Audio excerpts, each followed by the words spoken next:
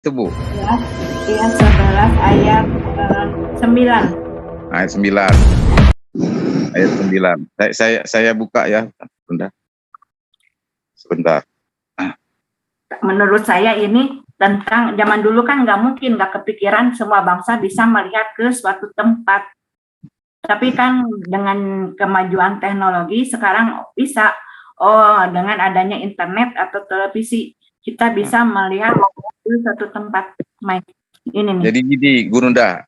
Ya. Ibu ini mengatakan bahwa dengan ayat 9 ini bunyinya begini, dan orang-orang dari segala bangsa dan suku dan bahasa dan kaum melihat mayat mereka 3,5 hari lamanya, dan orang-orang itu tidak diperbolehkan mayat mereka dikuburkan. Saya jelaskan tadi, ini bukan mayat itu Bu, mayat mereka. Artinya kalau ada dari kaum mereka itu ada yang meninggal, mereka berkabung selama 3,5 hari. Itu yang dimaksud dalam ayat ini. Tapi Ibu ini mengatakan bahwa ini sesuai dengan sains, bahwa dulu itu tidak ada wifi, tidak ada televisi, dan seluruh bangsa ini melihat mayat itu.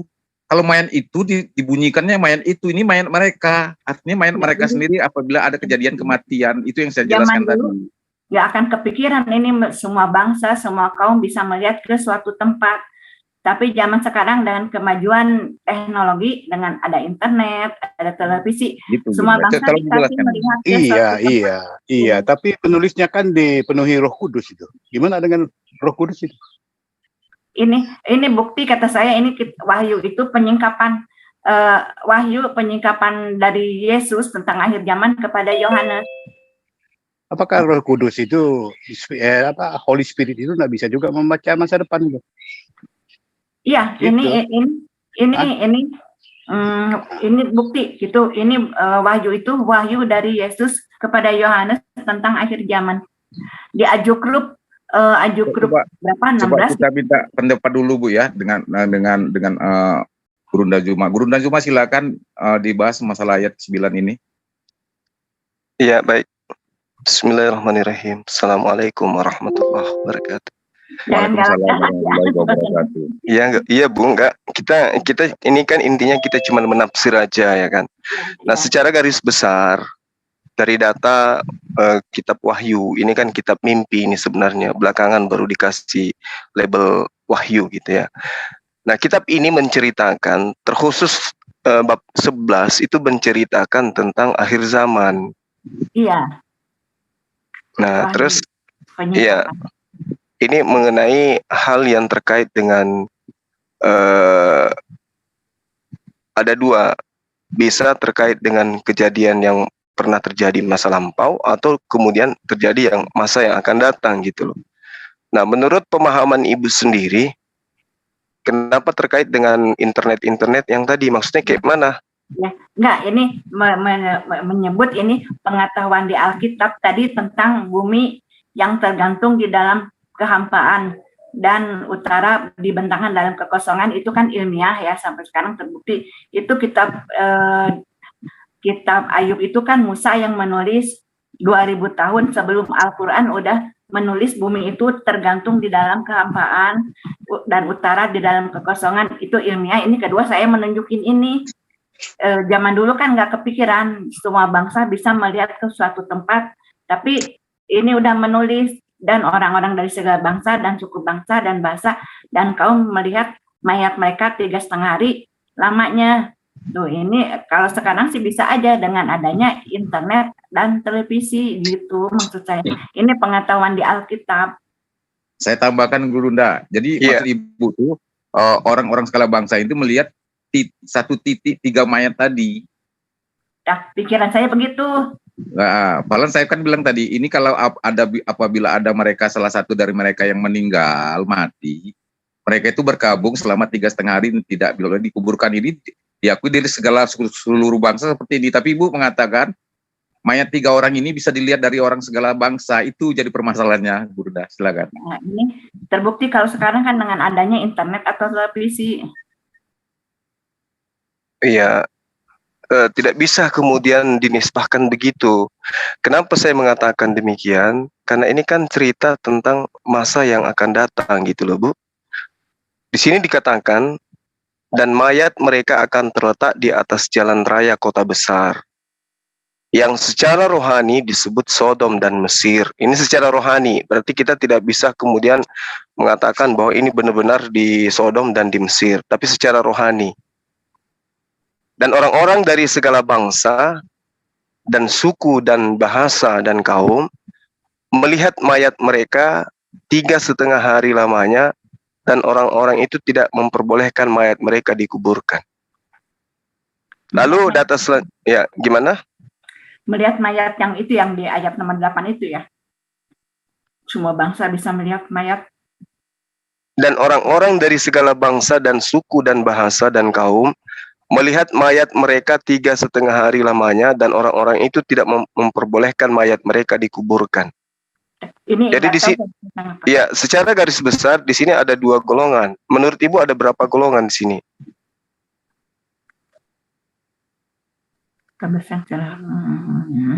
Orang-orang segala bangsa, suku bangsa. Persepsi saya cuma menyimpulkan ini tidak disimpulkan itu mayat, atau ini menyimpulkan dengan semua bangsa dan suku bangsa bisa melihat ke suatu tempat itu terbukti. Kalau zaman dulu kan nggak kepikiran. Kalau sekarang kan terbukti dengan adanya televisi atau internet gitu. Ini merujuk ke pengetahuan di dalam Alkitab gitu. Nggak tahu ini cerita tentang apa, tentang mayat itu kurang tahu ceritanya tentang apa. Ini menceritakan pengetahuan di Alkitab. Iya, kalau saya melihat ini dari orang-orang dari segala bangsa dan bahasa melihat mayat mereka. Mayat mereka ini artinya bukan mayat bangsa itu. Dan orang-orang segala bangsa dan suku bangsa melihat mayat itu, mayat mereka itu mungkin yang terletak di tengah jalan ini, yang terletak, dan mayat mereka akan terletak di atas jalan raya kota besar itu. Melihat ini mungkin. Nah, terus datanya 3,5 hari kemudian masuklah roh kehidupan dari Allah ke dalam mereka, sehingga mereka bangkit, dan semua orang yang melihat mereka menjadi sangat takut. Jadi kalau saya mengurai secara data ini yang tertulis, jadi ada kemudian orang-orang di atas muka bumi yang menyaksikan mayat, ya, di mana mayat ini kemudian diberikan roh oleh Tuhan, lalu kemudian hidup. Nah, orang yang tadinya bergembira, bertukar hadiah, bersuka cita, itu seketika menjadi takut ketika mayat-mayat ini kemudian hidup.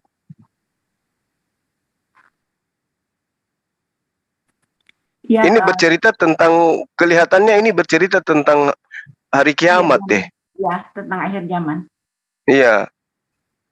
Ya, cuma saya cuma persepsi saya cuma itu aja, tentang semua bangsa bisa melihat kepada mayat itu dengan adanya internet dan televisi. Enggak melihat ini cerita-ceritanya. Ini cerita tentang teknologi atau apa di Alkitab tadi, tentang bumi yang tergantung di dalam atas kehampaan dan pembentangan utara di dalam atas kekosongan, itu kan udah terbukti ilmiah gitu. Sekarang ini saya membuktikan ini gitu dengan adanya internet atau televisi. Iya. Jadi gini Bu, mohon maaf saya potong. Kalau di dalam kami ajaran agama Islam, kiamat itu ya semua serentak manusia itu dimatikan. Makhluk yang bernyawa itu di atas muka bumi itu segera dimatikan. Tidak ada satupun yang kemudian dihidupkan. Ini ketika kita berbicara mengenai kemanusiaan. Berbeda dengan kitab Ibu, memang pada saat kiamat nanti ada yang dibangkitkan, ada yang masih hidup, ada yang masih meninggal, ada masih berupa mayat, kemudian ada yang dihidupkan lebih dulu. Itu sampai 1000 tahun gitu. Jadi memang ada perbedaan.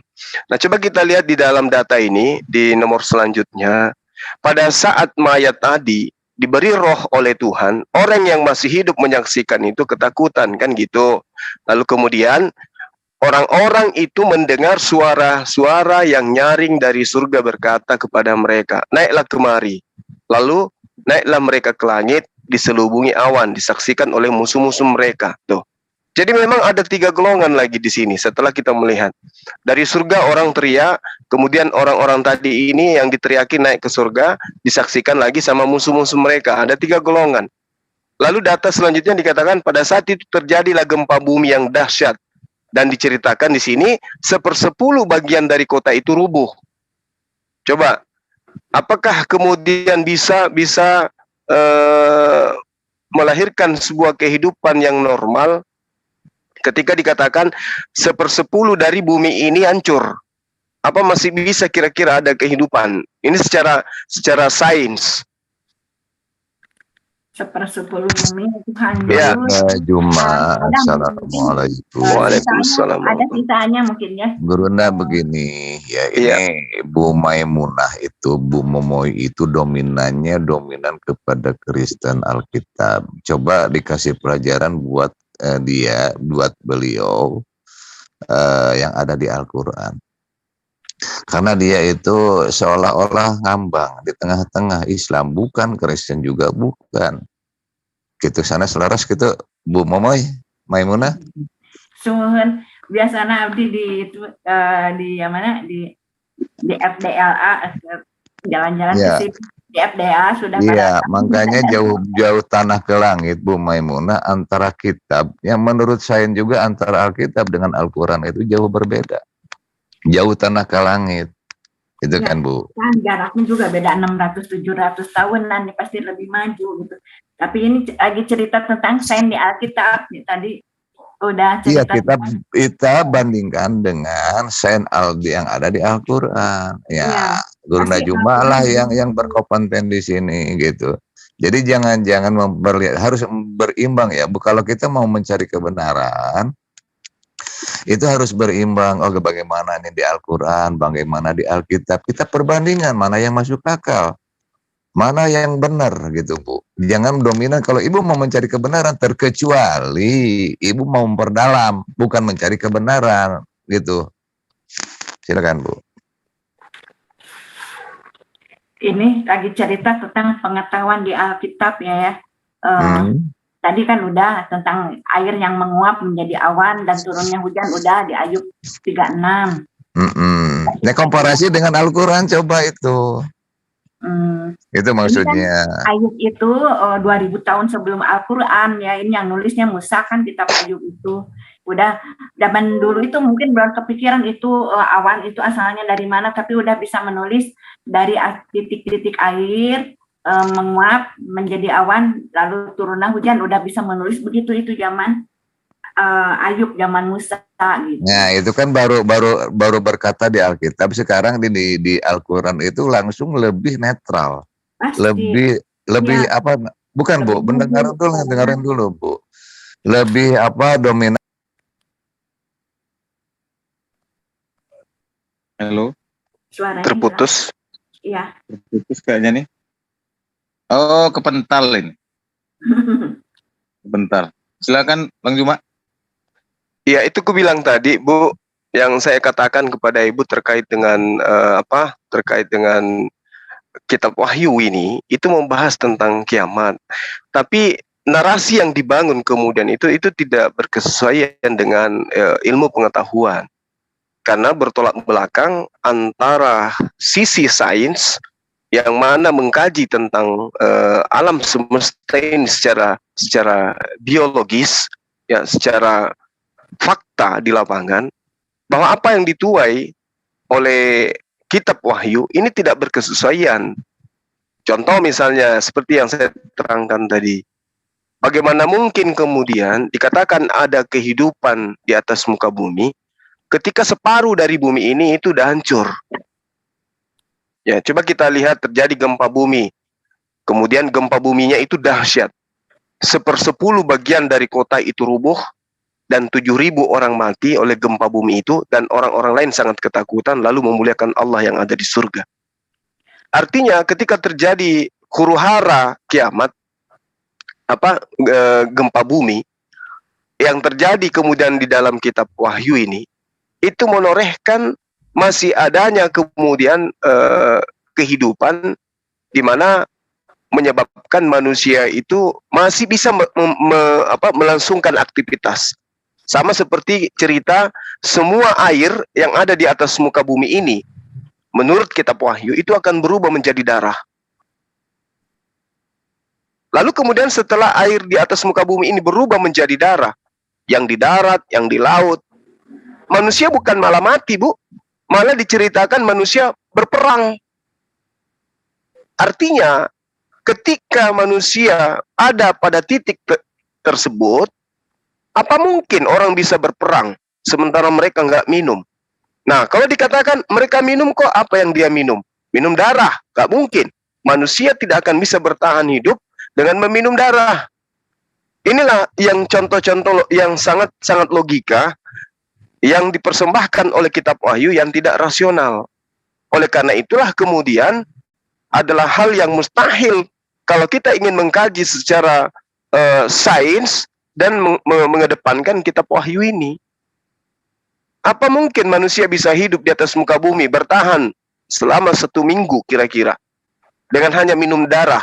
Itu tidak mungkin. Karena secara biologis tubuh manusia itu nggak akan mungkin, Bu. Yang disebutnya laut aja atau sama bumi? Semua air yang ada di atas muka bumi itu berubah menjadi darah. Itu diterangkan di zaman Mesir ya. Di zaman gimana? Di zaman Firaun, zaman Mesir kan tulah pertama itu air menjadi darah. Ya, itu beda, Bu. Ini cerita mengenai kiamat. Semua air yang ada di darat maupun di laut itu, ya, mata airnya semuanya menjadi darah. Mungkin Ibu bisa lihat di dalam kitab Wahyu 16, situ lengkap itu, Bu. Wahyu 16 itu menceritakan kondisi akhir zaman, semua air berubah menjadi darah, baik di laut maupun yang ada di darat. Lalu kemudian apakah manusia mati? Tidak. Mereka malah semakin ingkar. Mereka berperang. Mereka kemudian saling bunuh satu sama lain. Kayak mana ceritanya orang yang tidak pernah minum air, kemudian mereka masih berpikir untuk berperang gitu.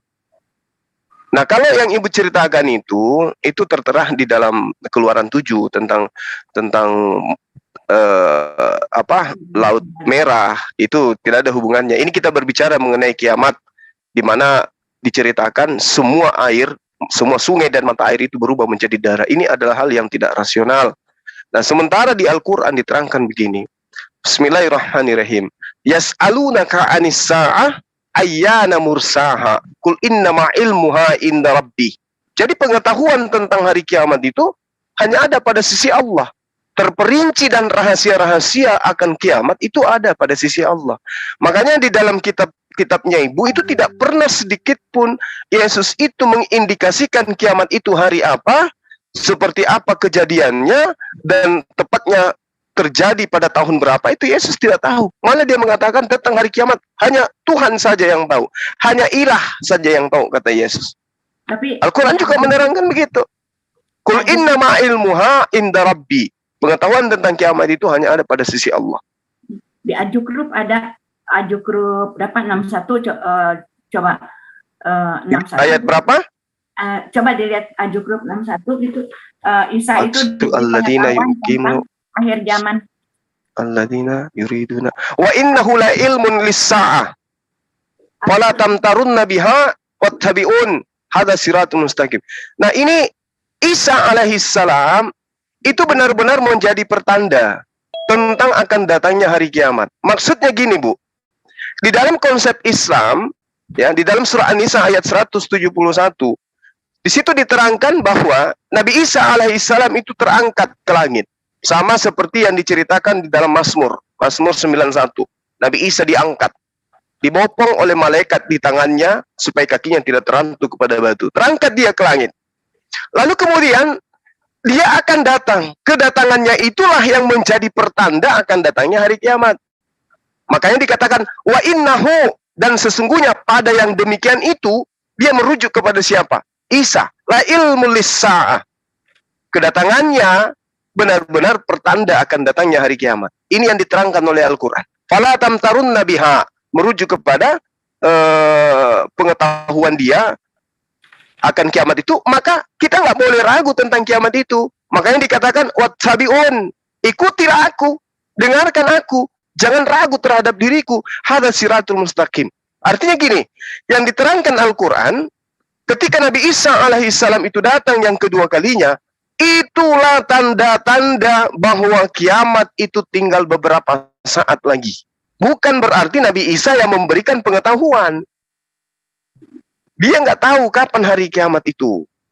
Tapi Nabi Isa adalah digunakan oleh Allah untuk memberikan keterangan kepada manusia bahwa dengan adanya Nabi Isa alaihissalam datang yang kedua kalinya, itu pertanda akan datangnya hari kiamat. Makanya dikatakan begini, walamma ja'a Isa bil bayyina qala qad ji'tukum bil hikmah wa li ubayyina lakum ba'dal ladina takhtalifuna fi fattaqullaha wa ati'un. Jadi dia selalu merujuk kepada apa?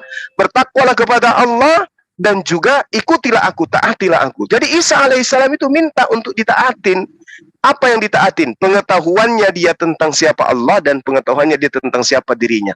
Innallaha huwa rabbi wa rabbukum fa'budu. Sesungguhnya Allah yang mengutus aku, yang kemudian orang Kristen sebut Bapa, dialah ilahku dan dialah ilahmu, maka sembahlah dia. Dia adalah jalan yang lurus. Itu kata Isa. Nah, Isa benar-benar memberikan pengetahuan kepadamu tentang terjadinya kiamat. Kalau yang di saya di tafsirnya begitu. Sesungguhnya Isa benar-benar memberikan pengetahuan kepadamu tentang terjadinya kiamat. Walaupun di Alkitab ditulis ya, tak seorang pun yang tahu, anak juga tidak tahu, hanya Bapa yang tahu. Tetapi setelah ini di Al-Quran juga, tetapi setelah kematiannya, setelah kembali ke surga, Yesus atau Isa itu memberikan penyingkapan tentang akhir zaman kepada Yohanes itu. iya, betul. Jadi gini, tidak ada yang salah tentang pemahaman bahwa Nabi Isa alaihissalam memberikan pengetahuan tentang hari kiamat. Sama ketika dia memberikan pengetahuan tentang hari Sabat, dia memberikan pengetahuan tentang apapun itu, bukan berarti dia tahu bahwa kapan kiamat itu terjadi. Kenapa Nabi Isa alaihissalam itu dikatakan bahwa dia mengetahui hari kiamat? Ya karena dia salah satunya nabi, salah satu dari beberapa nabi yang mengajarkan akan adanya hari pembalasan, akan adanya hari kebangkitan. Dialah yang menceritakan tentang itu semua. Maka pengetahuan yang diajarkan oleh Nabi Isa alaihissalam adalah pengetahuan bahwa Nabi Isa itu datang mengajarkan Bani Israel untuk bertaubat. Kenapa? Karena kiamat itu sudah dekat. Coba kita telah dari Asy-Syukrub yang tadi, Bu. Wa innahu, dan sesungguhnya dia, ya, dan sesungguhnya dia di sini itu merujuk kepada Nabi Isa alaihissalam. La ilmun, benar-benar pengetahuan, ya, lisa'ah, bagi hari kiamat. Jadi dia berbicara mengenai waktu. Fala, karena itu janganlah, ini perintah, jangan. Tamtarunnah, kamu ragu. Jangan kamu sangsikan bima dengannya. Jangan kamu ragu tentang kiamat itu, bahwa kiamat itu betul-betul ada. Jangan kamu ragu tentang pengetahuan yang disampaikan oleh Allah melalui pewahyuan dan diturunkannya Nabi Isa. Wattabi'uni, dan ikutilah aku. Hadza siratun mustaqim. Kata Isa, ikutilah aku, inilah jalan yang lurus. Jadi yang dikatakan di dalam ayat ini, sesungguhnya Isa itu adalah pengetahuan kepada manusia bahwa kiamat itu ada, dan keberadaan Nabi Isa alaihissalam, kedatangannya yang kedua, cerminan bukti bahwa benar-benar kiamat itu ada gitu loh, Bu. Bukan berarti Isa datang kemudian menjelaskan kepada orang per orang, wahai manusia, kiamat itu terjadi nanti di hari ini, ya, jam sekian, tahun sekian. Isa nggak tahu itu. Tapi tentang poin-poin terjadinya kiamat, akan adanya hari pembalasan, akan adanya hari kebangkitan, Yesus Isa ngajarkan itu.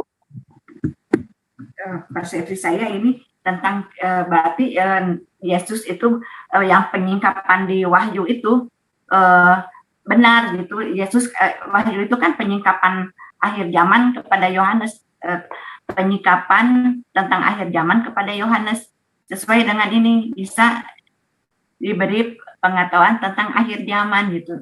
Wahyu itu kan cerita tentang akhir zaman ya, membuat tentang akhir zaman. Iya Bu. Berarti Kalau di Al-Quran juga Wahyu itu benar, bukan di Yohanes gitu. Penyingkapan dari Yesus kepada Yohanes melalui penglihatan penyingkapan gitu. iya, terus apa yang diungkapkan di dalam kitab Wahyu itu kan hal yang tidak rasional. Iya kan? Seperti yang saya uraikan tadi.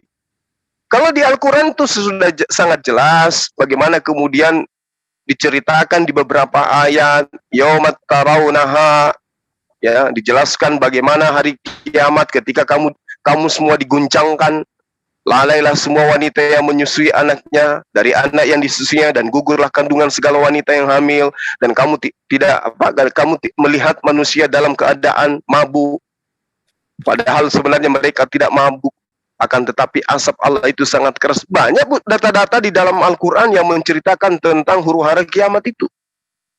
Banyak. Tapi bukan berarti orang yang memberitakan tentang huru-hara ini, itulah Tuhan itu sendiri. Tidak. Ini diceritakan melalui Al-Quran. Kiamat itu seperti ini keadaannya. Diterangkan di dalam surah An-Najm ayat 57-58. Ya. Ketika ditanya kapan itu terjadinya, Allah mengatakan sesungguhnya pengetahuan tentang itu ada pada sisi Tuhanku. Tidak seorang pun yang dapat menjelaskan waktu kedatangannya. Jadi tidak ada manusia yang mampu menjelaskan waktu kedatangannya. Termasuk Isa, termasuk Yesus. Nah kalau ibu mengatakan mengungkap, apa yang diungkap? Kondisi. Bukan yang diungkap itu adalah kapan masanya. Kondisinya pada saat kiamat itu, mendekati kiamat itu seperti ini. Tapi tentang waktunya itu tidak ada yang tahu. Isa nggak tahu, Yesus nggak tahu. Cuma pertanda-pertanda aja, ada peperangan. Nah, tanda-tanda aja yang kemudian diperlihatkan. Di Al-Quran banyak bertebaran data-data tentang tanda-tanda kiamat dan kondisi huru-hara yang terjadi pada saat kiamat. Banyak di Al-Quran. Tapi tentang waktunya tidak ada yang tahu. Jadi kalau Nabi Isa alaihissalam menjangkau pengetahuannya tentang kiamat, wajar. Dia Nabiullah, dia Rasulullah, dia diberikan tanda-tanda mujizat dan pengetahuan. Tidak masalah. Tapi tentang kapan terjadinya, Yesus, Isa nggak tahu kiamat itu. Maka dari itulah kemudian tugas kita belakangan ini adalah menguji kebenaran keotentikan kitab yang kita punya tentang cerita huru-hara ini. Nah, sekarang kalau kita melakukan pendekatan sains, seperti yang saya urai tadi di awal, apa iya kiamat itu, apa iya mendekati kiamat itu orang-orang ini bisa hidup berperang lagi dengan hanya mengandalkan minum darah? Kan diterangkan misalnya dari Wahyu 16, dan malaikat yang ketiga menumpahkan cawanya atas sungai-sungai dan mata air, dan semua mata air menjadi darah. Kan gitu. Kalau kita melihat dari rujukan Wahyu 16, itu parah.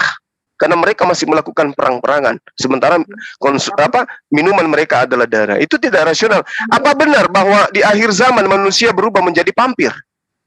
Enggak, itu menceritakan kalau perang-perang itu kan menceritakan Yesus dan para malaikat berperang melawan penguasa dunia ini dan para pengikutnya. Perang itu kalau di Alkitab itu perang melawan antikris. Terus ya itu lain cerita yang diceritakan di kitab Wahyu ini, ketika kemudian ditumpahkan 7 cawan murka Allah di atas muka bumi, semua darah, semua air berubah menjadi darah. Bisa jadi semua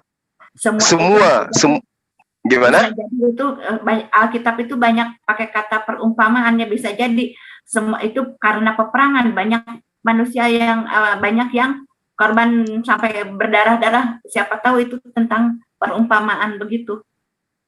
Ya, tapi satu perumpamaan itu dianggap benar ketika perumpamaan itu rasional kan, Bu? Iya, tapi belum tentu itu air benar-benar menjadi darah. Siapa tahu itu banyak korban emang nanti akan ada perang kan, Yesus dan para malaikat melawan para penguasa dunia ini. Nanti kan orang jahat itu akan dimusnahkan. Orang jahat nggak akan tinggal hidup di bumi baru. Ini Wahyu 21 ayat 6. Lalu ia berkata kepadaku, perkataan-perkataan ini tepat dan benar, dan Tuhan Allah yang memberi roh kepada para nabi telah mengutus malaikatnya untuk menunjukkan kepada hamba-hambanya apa yang harus disegera terjadi. Sesungguhnya aku datang segera, kata Yesus. Berbahagialah orang yang menuruti perkataan-perkataan membuat kitab ini. Dan aku Yohanes, akulah yang telah mendengar dan melihat semuanya itu. Dan setelah itu aku mendengar dan melihatnya, aku tersungkur di depan kaki malaikat yang telah menunjukkan semuanya itu. Tapi malaikat itu tidak mau kan disembah. Iya, terus yang sedang kita bahas ini cerita tentang akhir zaman di mana semua mata air berubah menjadi darah.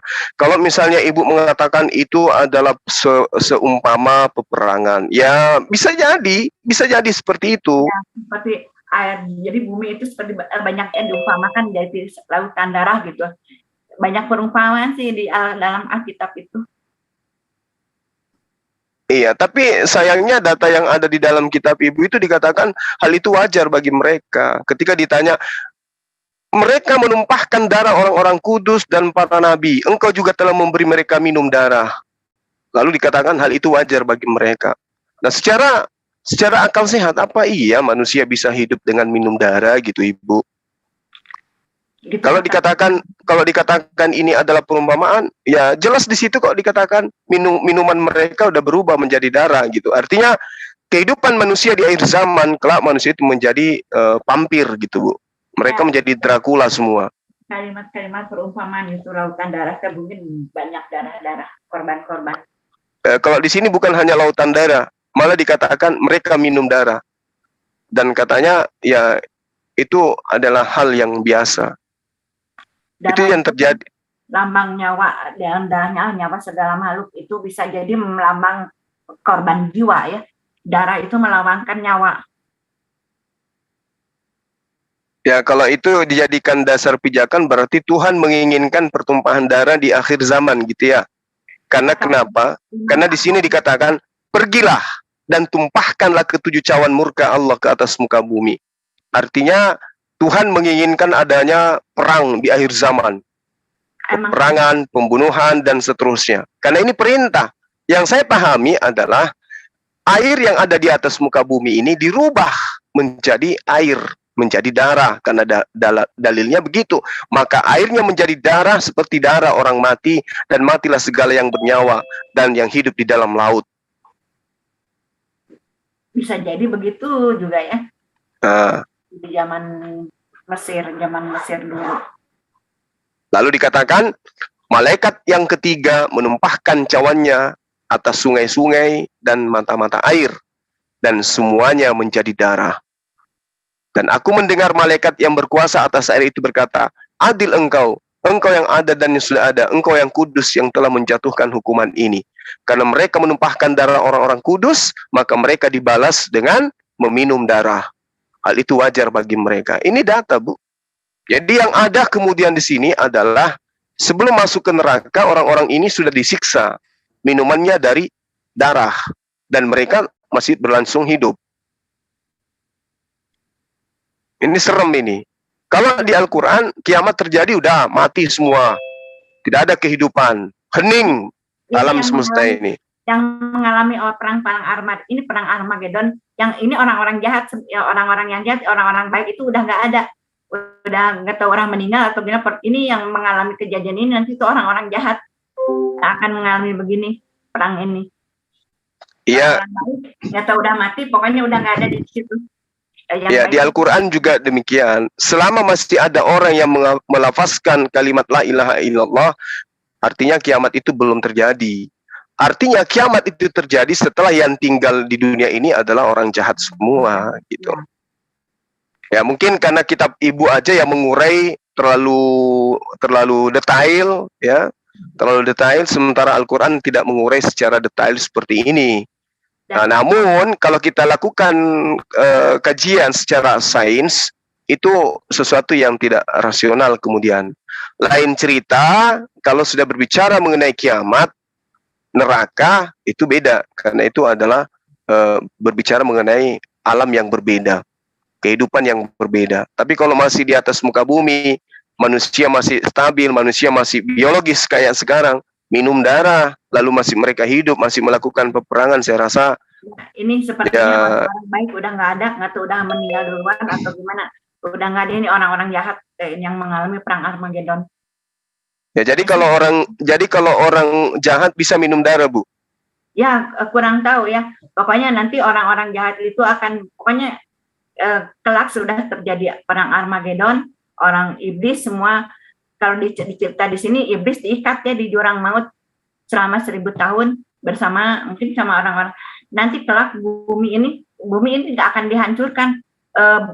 Jadi bumi yang baru, bumi yang lama telah berlalu. Nah, penduduk, terus ada hari kebangkitan kan?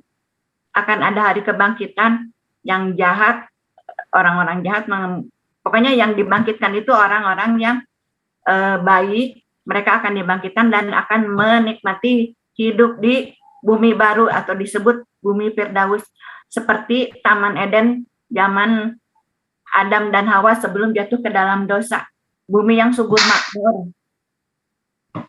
Tidak seperti sekarang kan harus mengolah tanah karena pelanggaran Adam, terkutuklah tanah, semak duri akan pokoknya harus dicampur, harus segala, kelak mah tidak. Di bumi yang baru itu subur makmur, nggak ada lagi sakit penyakit, nggak ada lagi kematian. Iya, jadi Al-Quran juga mengurai, di sanalah engkau lahir, di sanalah engkau hidup, di sana juga engkau mati, di sana juga engkau akan dibangkitkan, itu ya, Bu. Berarti begini, sama. Iya. Kelak orang jahat itu nggak akan menepati di bumi baru itu. Kalau di ini di Saksi Yehova disebutnya bumi Firdaus, seperti zaman Taman Eden Adam dan Hawa, subur makmur. Orang jahat nggak ada di situ. Iya, karena namanya Firdaus itu surga, artinya jannah. Kalau disebut ya, jannah katanya di bumi. Kata saya pendengar Yusuf Mustafa gitu. Jannah itu di bumi. Oh, jannah itu taman. Kalau bumi beda lagi, Bu. Bumi itu art. Gitu. Bumi yang bahkan baru. Kalau kita kaji lebih dalam lagi, penamaan kan di Eden itu artinya taman di Eden. Bukan dikatakan taman di bumi, tapi taman di Eden. Berarti Eden ini adalah sebuah tempat di mana tempat ini beda dengan bumi gitu. Lalu kemudian Adam diusir dari Eden ke bumi. Jadi kalau diusir dari bumi ke bumi itu tidak pas. Bukan. Adam kalau di Islam itu Adam diturunkan dari surga, kalau itu dari Taman Eden, diusir dari Taman Eden. Taman Eden itu ada di bumi, ada sungai Gihon, Efrat, dan Tigris. Pison ada 4 sungai. Oh, itu penamaan nama sungai setelah ada data dari kitab Anda. Ya. Tapi tentang kejadian Adam itu kan masa yang dimana kita belum ada kitab dan seterusnya. Agar supaya dianggap Eden itu di bumi, tidak ada beban bagi penulis kitab Anda untuk mengatakan itu adanya di bumi gitu. Manusia itu diciptakan dari segumpal tanah. Tanah itu ada di kitab Kejadian, menciptakan Taman Eden itu di bumi. Ada sungai. Nah, sekarang gini, Bu. Kalau misalnya Ibu mengatakan bahwa Eden itu adanya di bumi, taman itu di Eden di bumi. Jadi dia ada berlapis-lapis gitu ya, Bu ya? Taman Eden itu di bumi, tapi sekitar pokoknya yang saya nggak ngerti ya, yang dilalui 4 sungai itu, Efrat, Tigris, Gihon, Pison. Bagaimana Ibu yakin bahwa 4 sungai inilah yang ada di Eden itu? Karena namanya sama. Ya, ada di Alkitab soalnya. Taman itu dilalui oleh sungai, ada sungai 4 itu. Iya, enggak, maksud saya gini, Bu. Mana duluan penamaan sungai Efrat dengan yang ada di dalam kitab Ibu? Misalnya, kitab Ibu itu dituliskan tahun berapa, kemudian penamaan sungai dengan nama Efrat itu tahun berapa gitu. Bisa tidak orang yang melihat data di dalam kitab Ibu, lalu melihat sungai, lalu sungai itu diberi nama Efrat. Nah, apakah kemudian Efrat yang diberi nama kepada sungai ini adalah tempat kejadian perkara. Iya, ini dia ini selanjutnya Tuhan Allah membuat taman di Eden di sebelah timur, disitulah ditempatkannya manusia yang dibentuknya taman Eden. Lalu Tuhan Allah menumbuhkan berbagai tunas, berbagai pohon dari bumi yang menarik dan yang baik untuk dimakan. Ini berarti Adam dan Hawa itu ya, buahnya dan pohon kehidupan. Kayak mana ceritanya, Bu? Ada tumbuhan, semuanya diambil dari bumi, terus ditanam di bumi, gitu maksudnya? Lanjutnya Tuhan Allah membuat taman Eden di sebelah timur, disitulah ditempatkannya manusia yang dibentuknya. Nah ini manusia dibentuk itu di taman Edennya. Lalu Tuhan Allah menumbuhkan berbagai-bagai pohon dari bumi yang menarik dan yang baik untuk dimakan. Ya, jadi maksudnya gini, Bu. Tuhan mengambil semua tumbuh-tumbuhan dari penjuru bumi, dikumpul di bumi. Dan buah kehidupan di tengah-tengah taman Eden dan buahnya dan pohon kehidupan di tengah taman itu. Oke. Saya ngerti. Oke. Ibu, saya mau tanya.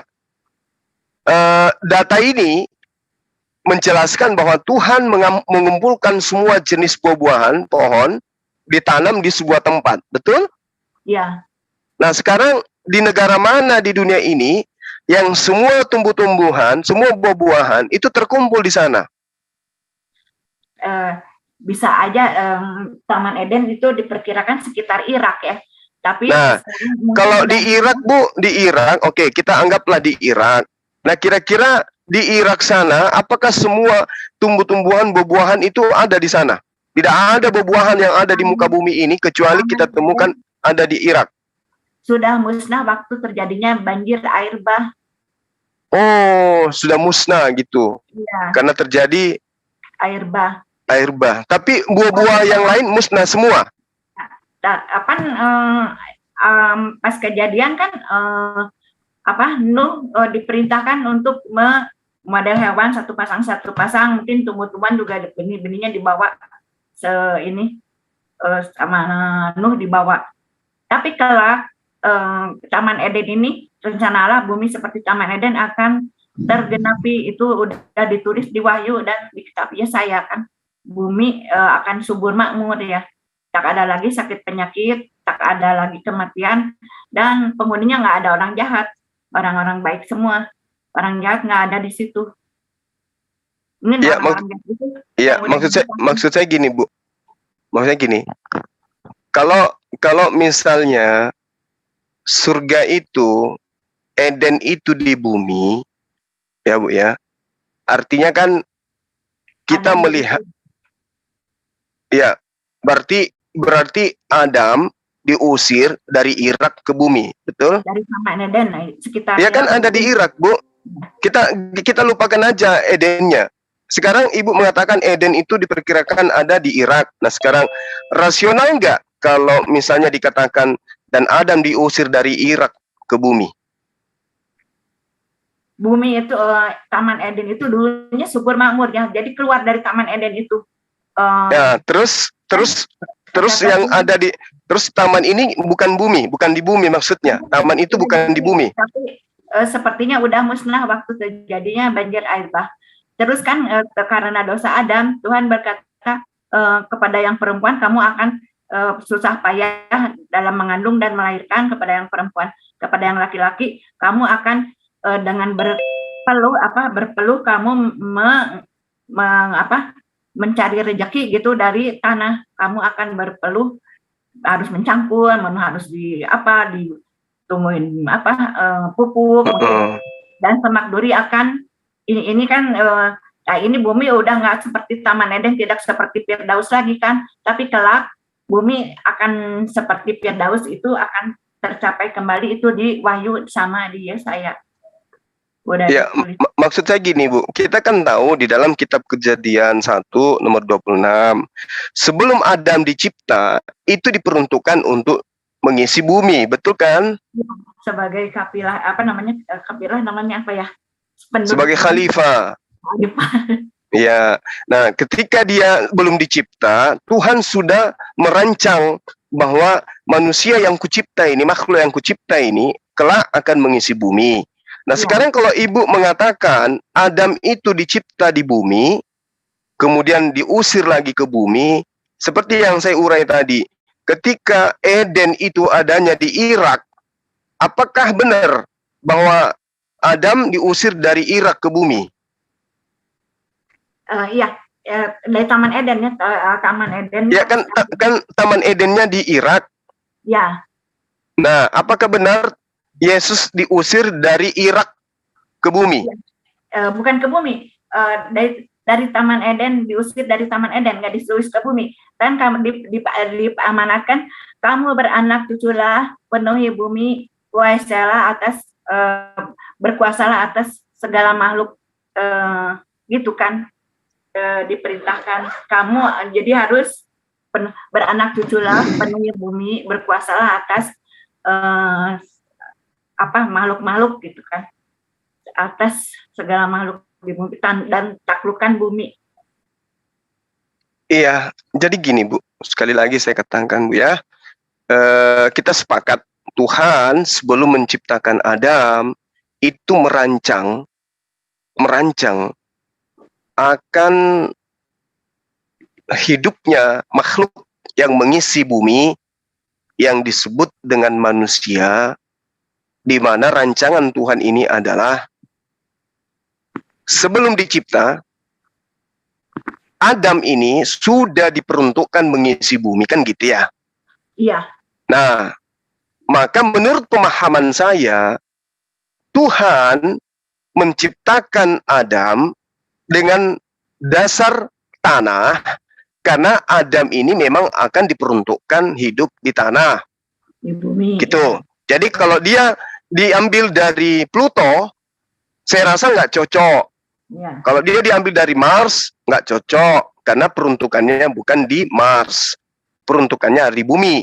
Jadi kalau Tuhan mengambil bahan baku dari bumi, itu tidak susah.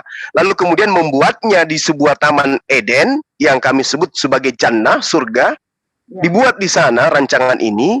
Kemudian setelah settingan Tuhan itu berlaku, benar-benar settingan Allah, penciptaan Allah kepada Adam ini benar-benar prima, stabil, eksklusif, ya, dalam bentuk fi aksani takwin, dalam bentuk yang paling sempurna, maka kemudian Tuhan menurunkan dia, turunlah engkau ke bumi, karena settinganmu sudah pas dengan bumi, hiduplah di sana, bercocok tanamlah di sana, berkuasalah di sana, karena memang kamu diperuntukkan untuk menjadi khalifah. Apakah itu keliru? Atau kita memaksakan sesuatu yang tidak sesuai dengan logika? Adam diciptakan di Irak, yang namanya dulunya adalah Gan Eden. Kemudian setelah melakukan kesalahan, ya, Adam ini diusir ke bumi, sementara dia sudah di bumi. Ya, bumi ya kan, rencananya subur makmur ya, Taman Eden itu subur makmur sebagai Firdaus. Akhirnya kan diusir Iya. kan sambil dikutuk itu, yang perempuan akan susah, akan menderita dalam mengandung dan melahirkan. Terus Baik. ada apa ya dalam ini, akhirnya kan gitu. Oke, mari kita berandai-andai, Bu. Andai saja Adam itu tidak makan buah ilmu pengetahuan. Nah, di sini Tuhan menciptakan Adam lengkap dengan alat kelamin. Dilengkapi dengan istri lagi. Berarti mereka akan beranak cucu. Kalau peruntukannya cuma di Eden, dan Eden itu diperkirakan ada di Irak, maka seluruh anak keturunan Adam dari sejak manusia pertama sampai hari ini akan berkumpul di Irak. Betul? Enggak, bumi, seluruh kan penuhi bumi, berpenuhi bumi, tapi buminya tidak seperti sekarang, buminya seperti Taman Eden. Oke, itu memenuhi bumi. Satu, ketika dia diperintah, dirancang untuk dicipta, mengisi bumi, betul. Nah, setelah perintahnya beranak cucu, itu setelah dia melanggar, baru kemudian diusir keluar ke bumi. Nah, sekarang pertanyaan saya, Adam dicipta dengan biologis lengkap, ketika kemudian dia tidak melakukan kesalahan, sudah pasti Adam ini tetap aja bikin anak. Berarti dia akan beranak cucu yang banyak sesuai dengan tujuan penciptaan dia. Setelah beranak cucu banyak, dia tidak diusir dari Taman Eden. Karena Taman Edennya berada di Irak, maka anak keturunan Adam yang miliaran bahkan ratusan miliar manusia dari sejak manusia pertama akan memenuhi Irak. Bukan begitu, Bu? Akan menyebarkan penuhi bumi, akan penuhi bumi. Ya, jadi gimana dia mau memenuhi bumi sementara dia tidak diusir untuk ke bumi? Akan Kan tidak diusir ke bumi, Bu. Jadi dia nggak boleh, dia hanya di Gan Eden aja. Nah, Gan Eden katanya menurut pemahaman Kristen, bukan cuma Ibu, itu diperkirakan berada di sekitar Irak. Berarti kita tidak ada warga negara Indonesia, nggak ada Jepang, semua kita berkumpul di Irak. Enggak, pokoknya penuh bumi, kan disuruh di memenuhi bumi, tapi bumi seperti Ibu kan pemahaman gereja, pemahaman Kristen itu yang saya tahu, kita ada di bumi ini akibat karena kesalahan Adam. Andai saja Adam tidak salah, maka kita tetap di Gan Eden. Nah, Gan Eden katanya di Irak, berarti kita semua di Irak. Di sana, Ibu, kita akan menjadi pedagang biji batu sauda. Kita akan menjual ya pedagang-pedagang daging onta, empek-empek domba. Itu aja bisnis kita. Nggak ada yang bisnis rumput laut seperti di Makassar. Nggak ada yang bisnis coto Makassar. Karena kita di Irak semua gitu loh. Disuruh penuhi bumi, ya suruh mencar, tapi buminya nggak seperti sekarang. Ya, disuruh penuhi bumi itu setelah Adam jatuh ke dosa atau sebelum? Sebelum jatuh ke dalam dosa, ya. Sebelum jatuh ke dalam dosa, kamu beranak cuculah, penuhi bumi, berkuasalah, berkuasalah atas makhluk-makhluk, gitu ya, dan taklukkan bumi. Itu setelah dia melanggar atau sebelum? Sebelum. Nah, berarti memang bumi ini berbeda dengan Gan Eden. Itu, Bu. Karena Gan Eden kalau ada di Irak kan diusir dari Irak, tapi sekarang Irak masih penuh orang di sana. Tapi kalau di surga, kenapa ada pohon, ada sungai, Efrat dan di surga memang ada kehidupan, Bu. Namanya juga taman. Kan Gan Eden itu taman, Jannah itu dalam bahasa Quran itu adalah taman. Jadi surga itu adalah tempat yang indah, tempat yang asri. Gak bisa dibayangkan betapa indahnya surga itu. Hal yang paling terindah yang ada di dalam benak Ibu tentang dunia, misalnya yang paling indah di dunia ini adalah Dubai, itu di surga, jangankan menjadi desa di surga, menjadi RT, menjadi hal yang paling tidak mengenakan pun di surga itu nggak sampai dia di Dubai itu. Dubai itu nggak ada apa-apanya dibandingkan Jannah. Tempat kenikmatan yang betul-betul kebahagiaan yang tidak setara, nggak bisa kita bayangkan keindahannya itu, Jannah itu. Nah, sehingga di Islam itu saking indahnya diumpamakan di sana itu banyak bidadari, ada sungai madu dan seterusnya. Karena Tuhan tidak memberikan pengetahuan kepada manusia lebih dari level kenikmatan yang dipahami oleh manusia. Hal yang paling nikmat di atas muka bumi ini menurut porsi manusia adalah apa? Bersetubuh. Mohon maaf. Ini yang paling terindah di dalam kehidupan kita.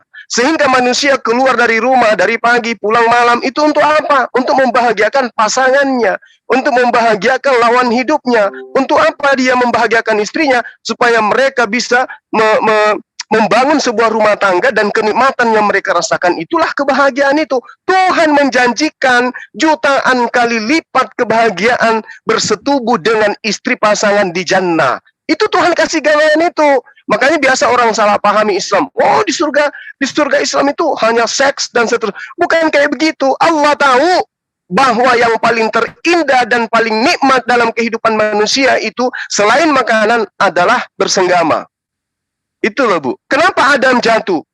Setelah dia terperdaya oleh istrinya, terperdaya oleh iblis. Istrinya, kenapa istrinya yang didatangi oleh iblis, kemudian Adam terpengaruh dengan istrinya, karena istrinya memberikan kenikmatan yang beda dengan makanan, beda dengan minuman. Padahal di sekelilingnya itu sudah banyak makanan, minuman. Tapi yang satu itu, Bu, nikmatnya, kalau ibu sudah punya suami, pasti ibu rasakan. Itulah yang dikejar oleh manusia di atas muka bumi ini. Kenikmatan itu. Mau dia diciptakan dalam keadaan normal, tidak normal, semua mengejar kenikmatan itu. Itulah yang dijanjikan oleh Allah. Jannah, surga. Cuman memberikan birahi itu di bumi ya, karena untuk beregenerasi. Mungkin nanti kelak karena kita nggak perlu lagi beregenerasi, karena kan penghuninya udah orang-orang pilihan ya, udah orang-orang pilihan. Hanya ada disebut di surga itu tidak ada kawin dan mengawinkan. Nah, itu keliru lagi tuh, Bu. Kenapa saya katakan tidak ada keliru? Gini loh, Bu. Kalau kita mengurai lebih jauh, mohon maaf ya, saya harus berbicara sesuai dengan disiplin ilmu yang saya punya, yang saya pahami dan yang saya ngerti. Bukan berarti saya mendoktrin Ibu. Yesus mengatakan Abraham dan semua orang dari timur, dari barat akan dikumpulkan semeja makan bersama. Yesus pun demikian. Nah, kalau kita sebagai makhluk biologis makan minum, tentu kita memiliki saripati. Kalau kita punya saripati yang kemudian menjadi sperma, kayak mana kita lampiaskan kalau tidak ada? Kalau manusia punya sperma di dalam tubuhnya disebabkan karena adanya saripati makanan tidak terlampiaskan dan tidak ada jalan untuk melampiaskan, itu bukan surga namanya, Bu. Itu neraka, penyiksaan. Cobalah ibu punya suami, sekarang nih punya suami. Masuk ke kamar, ibu masih semangat-semangatnya, suami juga masih semangat-semangatnya. Ibu tertarik kepada suami, suami juga tertarik kepada ibu. Tapi ibu tidak punya kelamin, suami juga tidak punya kelamin. Tapi hasrat untuk melakukan itu ada. Siksa enggak? Siksa, Bu. Itu neraka namanya. Mending kita jadi batu aja. Daripada menjadi makhluk yang tadinya dikasih biologis, dikasih kesempurnaan, begitu masuk surga ternyata biologis itu dihilangkan. Ini penyiksaan. Jangan terlalu jauh, Ibu. Mungkin udah nggak ada lagi nafsu birahi di sana. Oh, nggak bisa. Nggak bisa. Itu untuk beregenerasi. Oh, nggak bisa, Bu. Karena kita bukan malaikat. Kita ini makhluk biologis. Bukan malaikat kita ini. Surga nanti tubuh kita seperti malaikat. Oh, nggak bisa. Nggak bisa, Ibu. Makanya Yesus, mohon maaf, makanya Yesus di dalam Matius 24, Matius 19 nomor 29 menjanjikan 100 istri untuk pengikutnya di surga.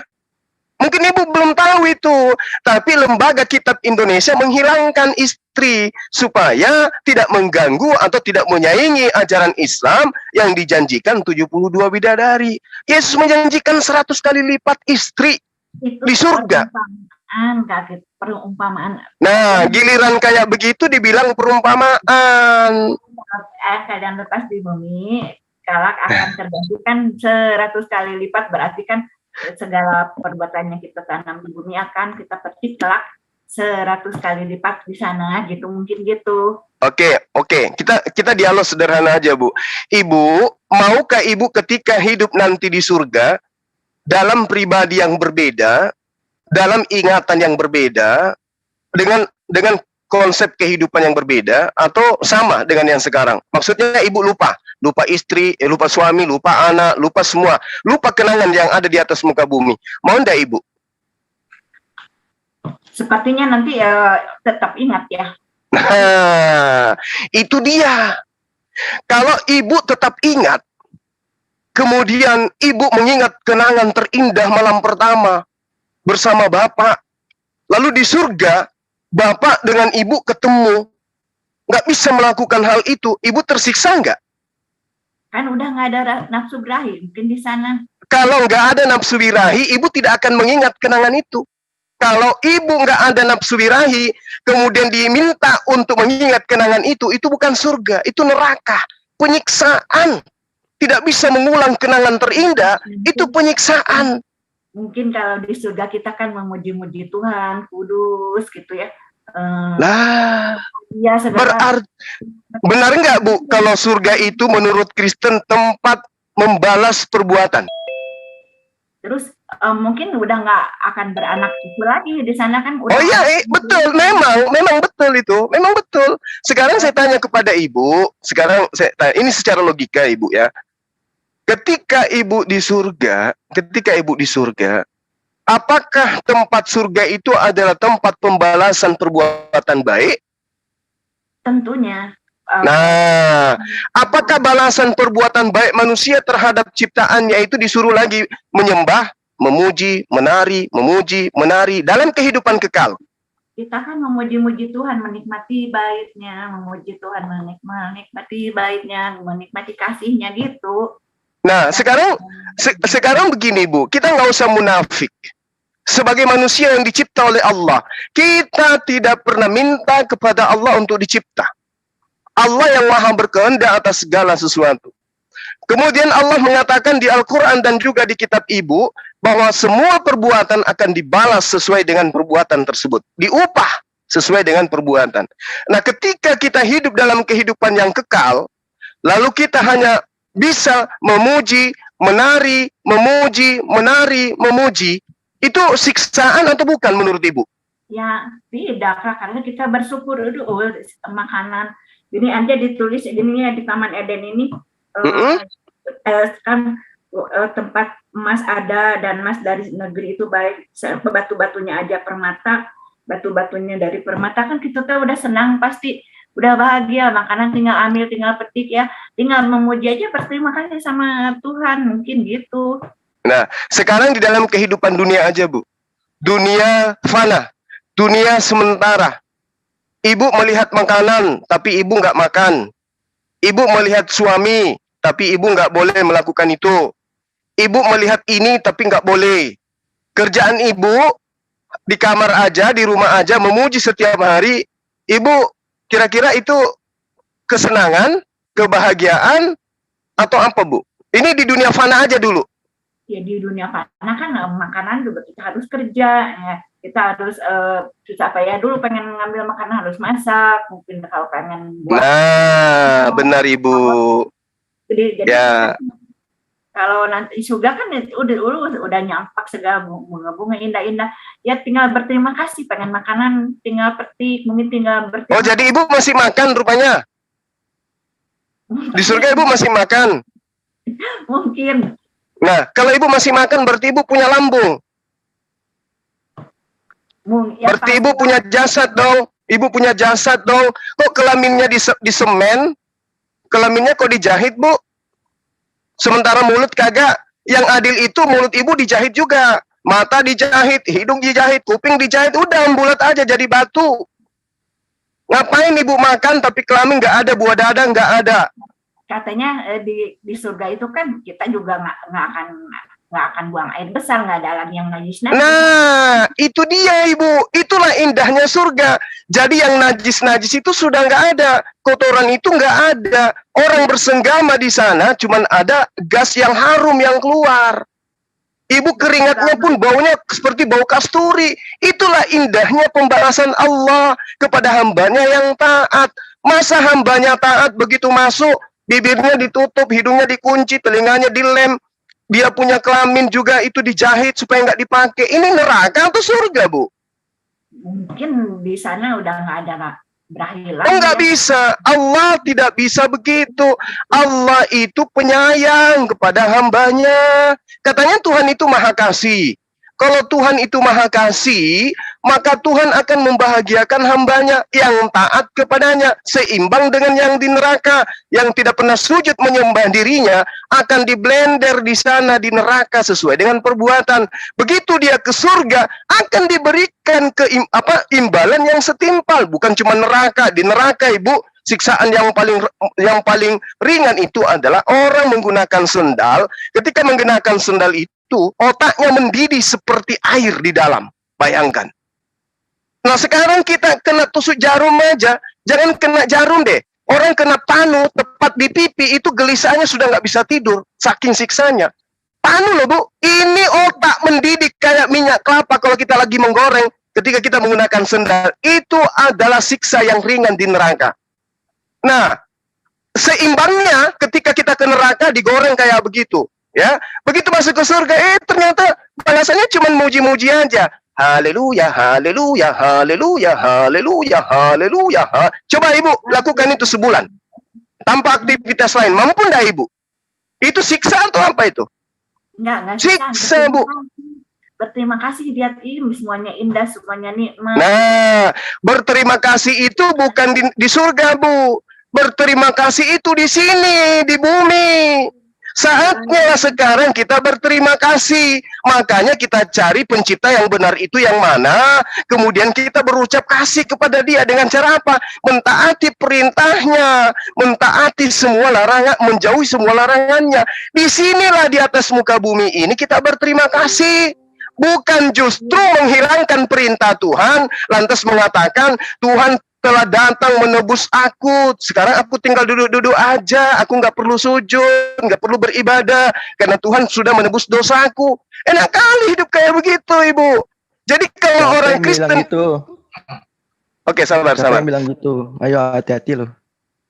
Jadi orang Kristen itu masih ada kewajiban untuk melakukan perintah Torah. Masih. Torah itu bukan dihilangkan. Nah, terus diapakan? Diumpetin. Enggak ya, memang Taurat gitu. Taurat Diapakan Taurat itu? Sekarang begini kawan, begini. Sorry. Sekarang begini. Apakah Anda praktisi Torah?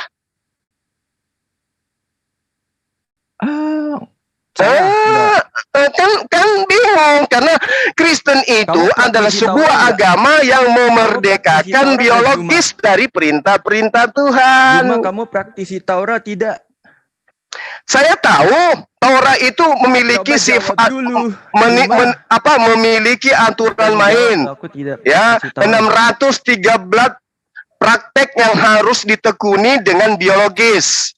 Itu Torah. Nah, sekarang Kristen melakukan itu enggak?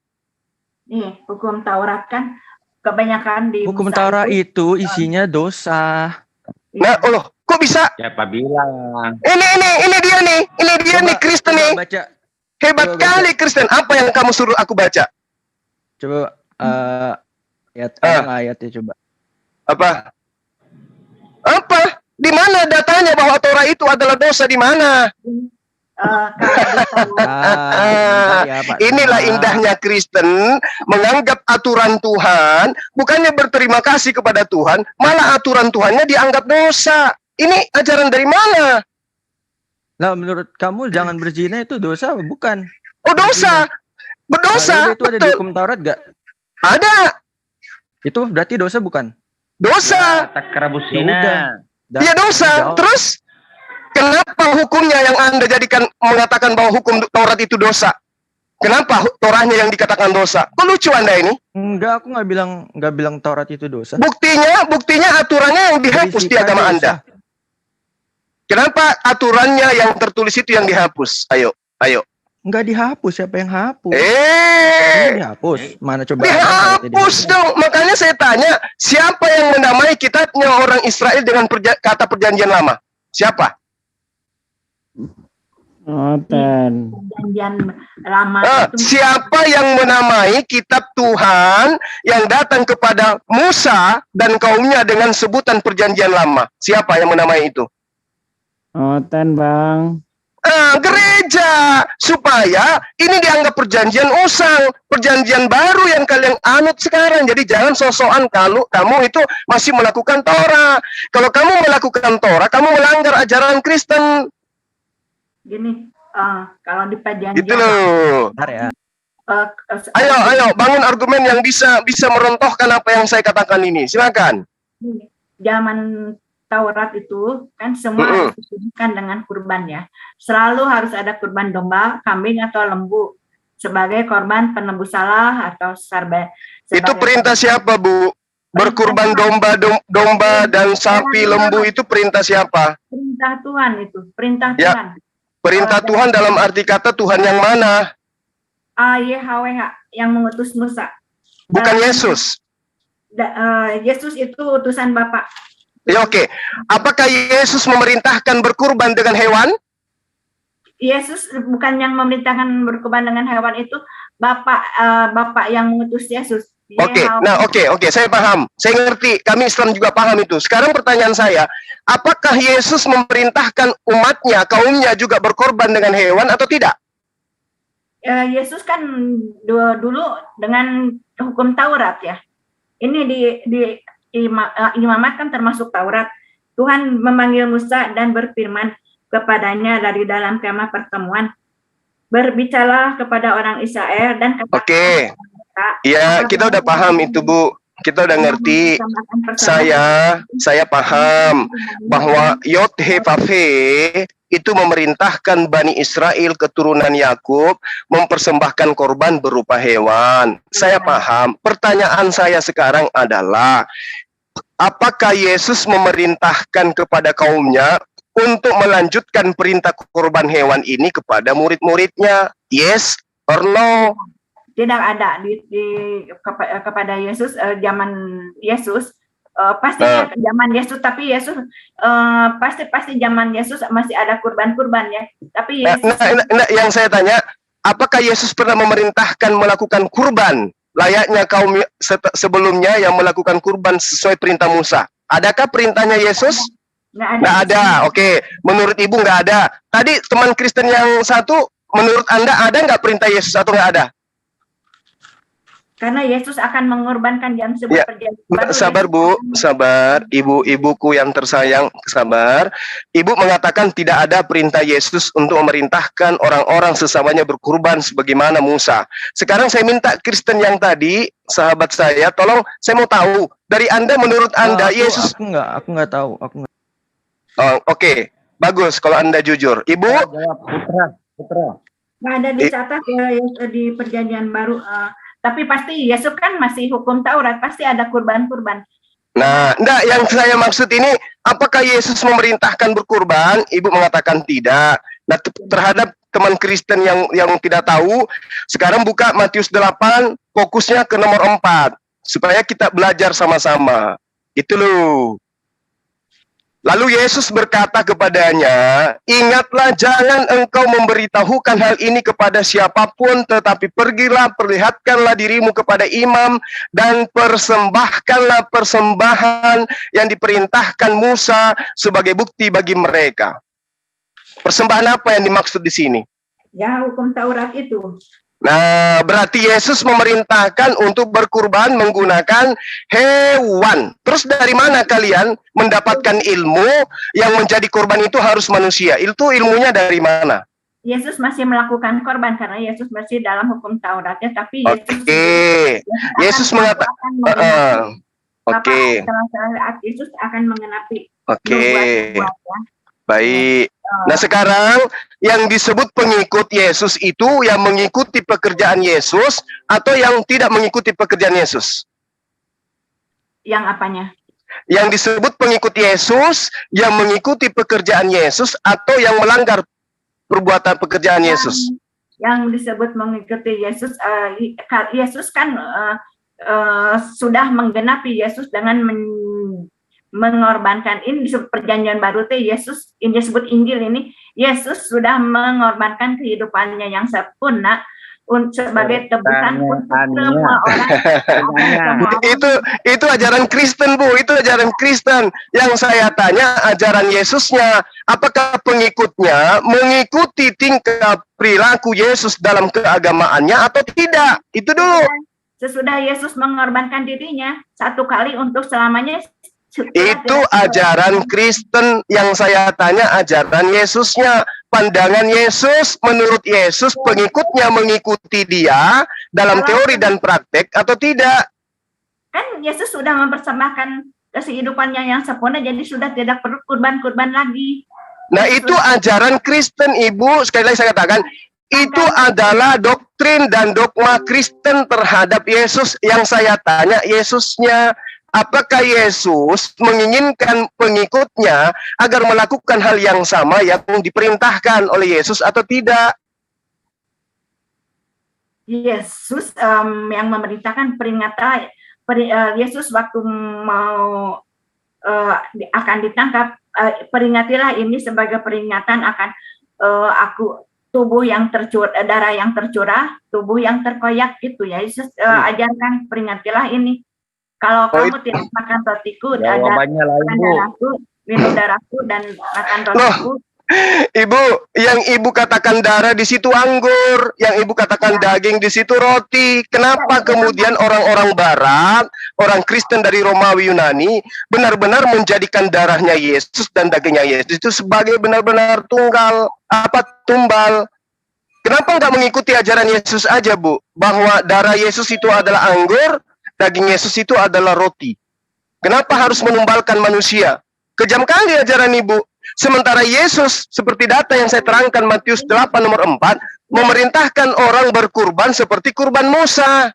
Enggak. Yes, itu makanya disebut perjanjian baru di kitab Yesaya. Yesaya, coba ya. Yesus itu udah di Yesaya 53. Udah dinubuatkan. Yesaya 53, 52. Nubuatan yang ibu katakan itu adalah nubuatan versi gereja, versi Kristen. Sekarang tanya yang punya kitab, apakah Yesaya itu nubuatannya untuk Yesus? Apa kata mereka, Bu? Untuk siapa itu? Ya, ini enggak, saya tanya, bagi Yahudi, Yesaya itu menubuatkan untuk siapa? Kurang tahu, pokoknya ini nubuatan. Nah, ikuti mereka yang ngerti. Karena mereka yang punya kitab. Sama dengan Al-Quran. Jangan ibu tanya Al-Quran kepada gereja. Tanya Al-Quran kepada masjid. Tanya perjanjian lama kepada Yahudi. Jangan tanya kepada pendeta. Ini, nah sekarang Yesaya 53 ayat 10 aja ya. Oke, silakan. Kita urai Yesaya 53. Oke, siap 86. Biar singkat ya, biar singkat. Tetapi Tuhan berkehendak meremukkan dia dengan kesakitan. Apabila ia menyerahkan dirinya sebagai korban penebus salah, dia akan keturunannya berarti Yesus bukan berarti punya anak. Keturunannya itu keturunan Adamnya. Yesus disebut Adam kedua, Adam rohani. Umurnya. Oh, jadi gitu. Jadi begitu polanya. Jadi begitu cara kalian menerjemahkan dan menafsir kitab orang gitu. Dan kehendak Tuhan akan terlaksana. Jadi begitu cara Kristen menjelaskan dan menafsirkan kitab agama lain. Itu, Bu. Ini tuh berisi nubuat kitab Yesaya. Iya, oke. Yang lebih tahu tentang siapa yang menggenapi nubuatan itu Kristen atau Yahudi? Ini kitab Yahudi, tapi Yahudi. Tapi ibu lebih tahu dari mereka gitu. Ini kitab Yahudi, tapi ibu lebih tahu dari Yahudi gitu.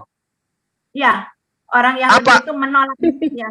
Oke, apa dasar pijakan ibu, disiplin ilmu apa yang Anda ibu punya sehingga Anda mengatakan Anda lebih paham daripada yang punya kitab? Ini nubuat tentang juru selamat. Juru selamat bagi Yahudi itu banyak, Bu. Daud, Kores, Salomo, Harun. Itu juru selamat mereka semua. Mereka diurapi, tapi dengan minyak. Beda dengan Yesus. Yesus diurapi dengan Roh Kudus. Diurapi dengan Roh Kudus waktu dibaptis sebagai Mesias. Daud, Salomo juga semua, Saul juga diurapi sama Mesias, diurapi. Tapi mereka sebagai raja, Yesus itu sebagai Mesias. Loh, apakah Harun itu bukan Mesias? Harun itu juru bicaranya Musa, karena Musa kurang. Iya, tapi dia juga disebut Mesias. Kores juga Mesias. Tidak. Mari kita buktikan, Bu. Mari kita buktikan. Nah, inilah aku bilang ya bahwa bukan hanya Yesus yang Mesias. Mesias itu adalah orang yang diminyaki, orang yang diurapin. Yang diurapin apa cuman Yesus? Daud, Salomo, Saul diurapi itu mereka diurapi sebagai raja, Loh, lalu Yesus diurapi sebagai apa, Bu? Sebagai Mesias. Oke, mana ceritanya ibu mengatakan diurapi sebagai Mesias, sementara Mesias itu adalah bahasa Ibrani, ya, di mana yang dikatakan Mesias itu adalah orang yang diurapin. Mesias itu artinya orang yang diurapin. Kalau nggak percaya gitu, atau kenapa Al-Quran menulis Isa Al-Masih? Al-Masih kan dari Mesias. Nggak ada hubungannya, mau dia Al-Masih, Al-Moso, Al-Kohol, nggak ada hubungannya. Kenapa? Karena Al-Quran tidak mendudukkan Yesus sebagai Tuhan. Sekarang yang jadi permasalahan itu Kristen. Ya, sabar Bu, sabar. Anda mengatakan ya hanya Yesus yang Mesias. Sementara yang dimaksud Mesias itu adalah orang yang diurapi. Kores diurapi, Daud diurapi, Saul juga diurapi, Harun diurapi. Sebagai raja di bumi, mereka diurapi sebagai raja di bumi. Yesus diurapi sebagai apa? Sebagai Mesias kelak. Loh, Ibu, sekali lagi, bagaimana Anda mengatakan Yesus diurapi sebagai Mesias, sedangkan diurapi Mesias itu artinya diurapin. Sementara Kores juga diurapin. Mereka Harun diurapi.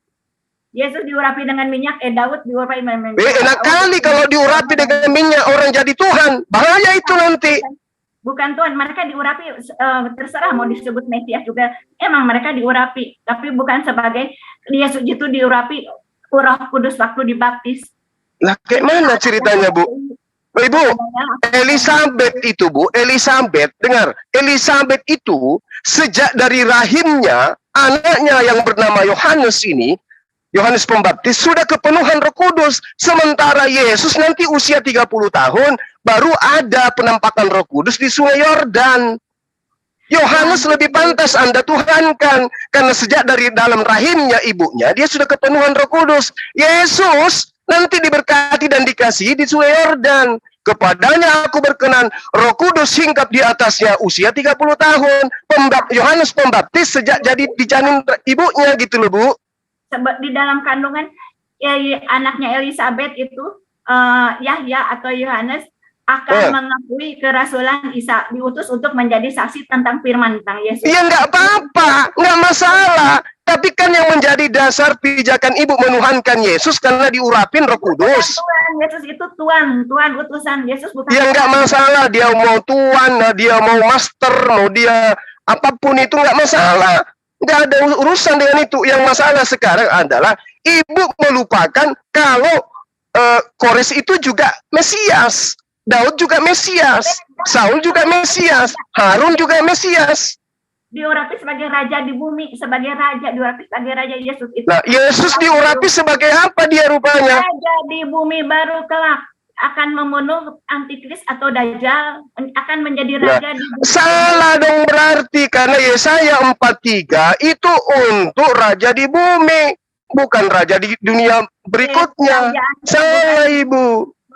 Itu makanya aku bilang, yang lebih tahu Yesaya Anda atau yang punya kitab. Anda mengatakan saya lebih tahu hanya karena modal terjemah dari kitab yang nggak jelas asal usulnya. Sementara mereka mengerti bahasa Ibrani, mereka paham original teks kitab mereka. Masa iya orang ini kalimat ayat 53 buat siapa yang menyerahkan nyawanya? Nah sekarang pertanyaan saya, apakah Yesus punya keturunan? Ya, itu yang disebut Yesus itu adalah Adam kedua. Adam pertama mewariskan. Enggak, yang saya tanya ke Ibu, apakah Yesus punya keturunan? Keturunannya itu ini yang ditebusnya manusia yang ditebus. Nah, kayak mana ceritanya Ibu? Yang dimaksud keturunan itu apa sih, Bu? Yesus itu disebut Adam kedua. Siapa yang kasih nama Adam Yesus itu Adam kedua? Paulus. Makanya aku tanya Bu, ya mohon maaf nih Bu ya, saya bilang sama Ibu dari awal, dari sejak bahas Wahyu tadi. Kalau kacamata Ibu di dalam memandang kitab Anda menggunakan akal, Ibu nggak mungkin menjadi yang sekarang. Anda mengatakan Yesaya nomor 53 adalah untuk Yesus. Muatannya, keturunannya, dia akan melihat keturunannya. Dia bertumbuh di hadapan Tuhan. Gimana tuh? Lanjut, ini sesuai dengan di Yohanes juga. Karena kasih Allah kepada manusia, ia akan mengaruniakan anaknya yang tunggal agar manusia dapat hidup kekal gitu ya apa? Itu nggak masalah. Nggak masalah itu, Bu. Betul, jadi umurnya lanjut itu hidup kekal juga. Maksudnya keturunannya itu manusia akan umurnya lanjut hidup kekal juga sama. Hidup kekal tidak mati kekal karena udah ditebus Yesus. Nah, itu dia lah. Mewariskan kematian. Bu, kalau Ibu jadi Ibu sekarang ini merasa ditebus. Kelak semua manusia akan ditebus, kita akan dibangkitkan. Tapi yang Oh, baik-baik ya, yang jahat-jahat kurang tahu ya, yang baik-baik akan dibangkitkan. ibu merasa dengan jalan agama Anda ini sudah merasa baik.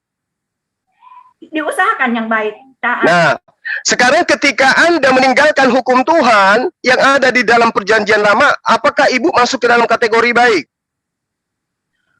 Hukum Tuhan yang mana? Coba yang Nah, di perjanjian kan lama. Yesus mengatakan tidak setitik pun dihilangkan sebelum langit dan bumi lenyap.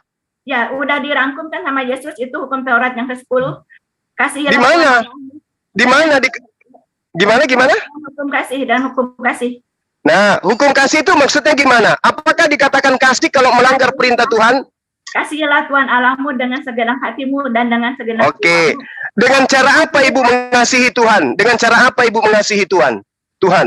Bersyukur dong, mengabdi, berbakti, meninggalkan larangan. Bagaimana Anda mau berbakti kalau perintah-perintahnya Anda langgar semua? Saya sholat kok. Sholat? Saya sholat. Puasa. Ibu sholat apa? Orang Islam gimana sholatnya? Nah, enggak, saya tanya, ibu kan Kristen. Saya tanya, ibu sholat kayak mana? Saya sholat. Sholat gimana itu? Waktu orang Islam gimana sholatnya? Loh, Saya emang ibu Islam?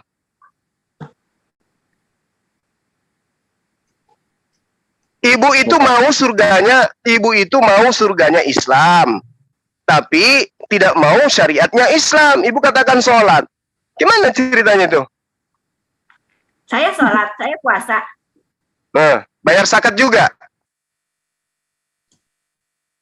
Saya belajar saksi-saksi Yehova juga.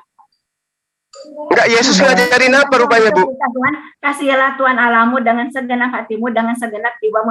Kita harus bersyukur, yang intinya mah kita berdoa, bersyukur aja kepada Tuhan atas segala kasih-Nya, dengan sinar matahari, dengan udara, dengan pemandangan yang indah-indah, dengan bunga-bunga, dengan buah-buahan. Nah, itu namanya menghayal, Bu. Sekarang orang benar itu hidup berdasarkan perintah Tuhan. Coba Ibu buka di dalam Yehezkiel 18 nomor 9. Apa yang diterangkan oleh Tuhan di sana, Bu? Supaya kita nggak mengada-ngada gitu, mencampur adukan antara hak dan batil. Karena itu perintah Allah di dalam Al-Quran. Ya ahli kitab, ya, lima talbisuna haqqa bil batil wa taktumul haqqa wa antum ta'lamun. Hati-hati, Bu.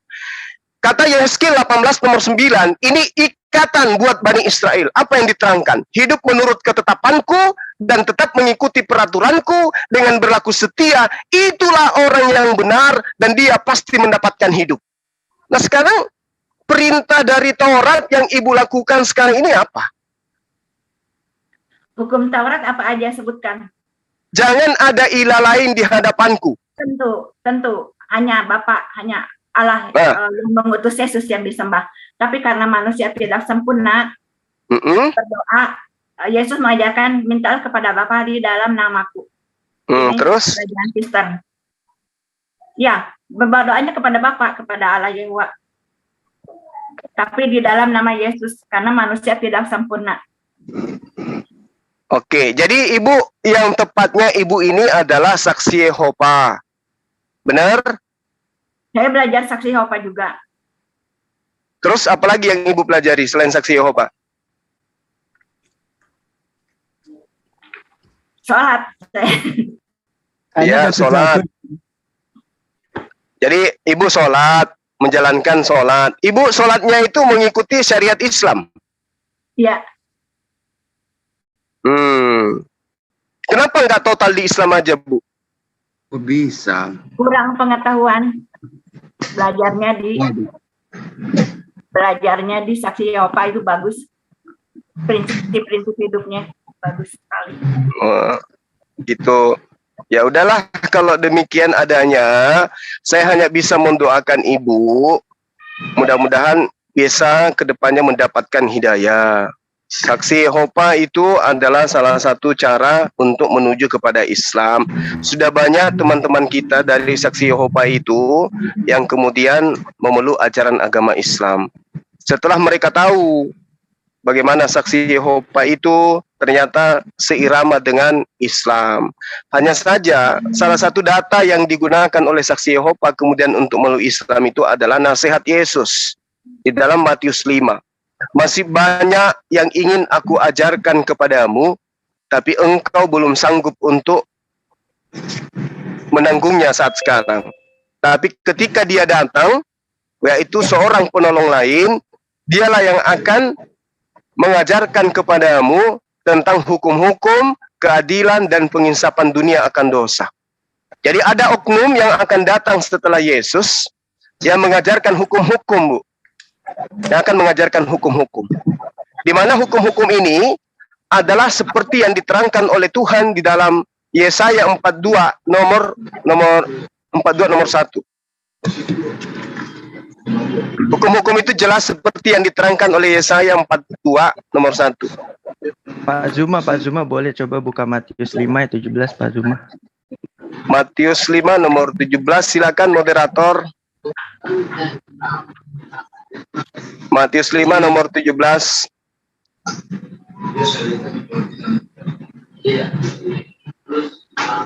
Silakan moderator.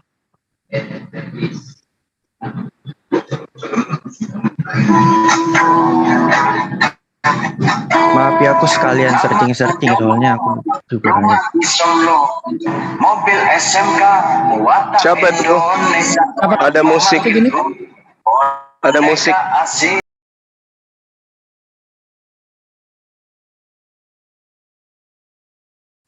Matius 5, janganlah kamu menyangka bahwa aku datang meniadakan hukum Taurat atau kitab para nabi. Aku datang bukan untuk meniadakannya, melainkan untuk menggenapinya. Ya, gimana kawan? Ya itu ya tadi kan bahas tentang kalau hukum Taurat dihapus atau enggak kan. Coba kalau baca dari ayat 1 ayat 2-nya juga siapa yang berbicara itu? Yang berbicara Yesus. Ya. Terus? Udah itu jawaban tadi kan. Kalau bilang Yesus datang apa? Bukan untuk meniadakan hukum Taurat, tapi untuk menggenapinya. Iya. Terus yang Kristen itu sebenarnya orang Kristen itu sebenarnya nggak menjalankan hukum Taurat atau enggak? Enggak, sama sekali enggak. Satupun dari hukum Taurat enggak ada yang dijalankan oleh Kristen. Intinya itu yang hukum Taurat yang 10 perintah Allah itu udah dirangkum di dalam hukum kasih itu. Kasihlah Tuhan Allahmu dan Bu, saya sekali lagi katakan kepada Ibu, kalau orang kasih kepada Allah, orang itu pasti taat kepada perintah Allah. Itu kasih, Bu. Ya tentunya mereka Pak Zuma taat gak dari lahir, Pak Zuma? Pak Zuma taat dari lahir nggak, Pak? Hukum Taurat. Di dalam ajaran agama Islam perintahnya itu taat. Tapi kamu lakukan. Allah sebisa mungkin saya lakukan. Oke. Kalau saya melanggar maka saya bertaubat. Kalau saya lalai saya akan kembali untuk melakukan apa yang diperintahkan oleh Allah. Tapi saya tidak pernah mengatakan saya lalai nggak apa-apa seperti di kitab Anda di Ibrani 1 atau 1 Yohanes 2. Belajar juga nih, Pak. Ya, coba Anda lihat di 1 Yohanes saja dulu. 1 Yohanes 2 coba Anda buka. 1 Yohanes 2, oke. Iya. Coba Anda baca di nomor 1 sampai nomor 2.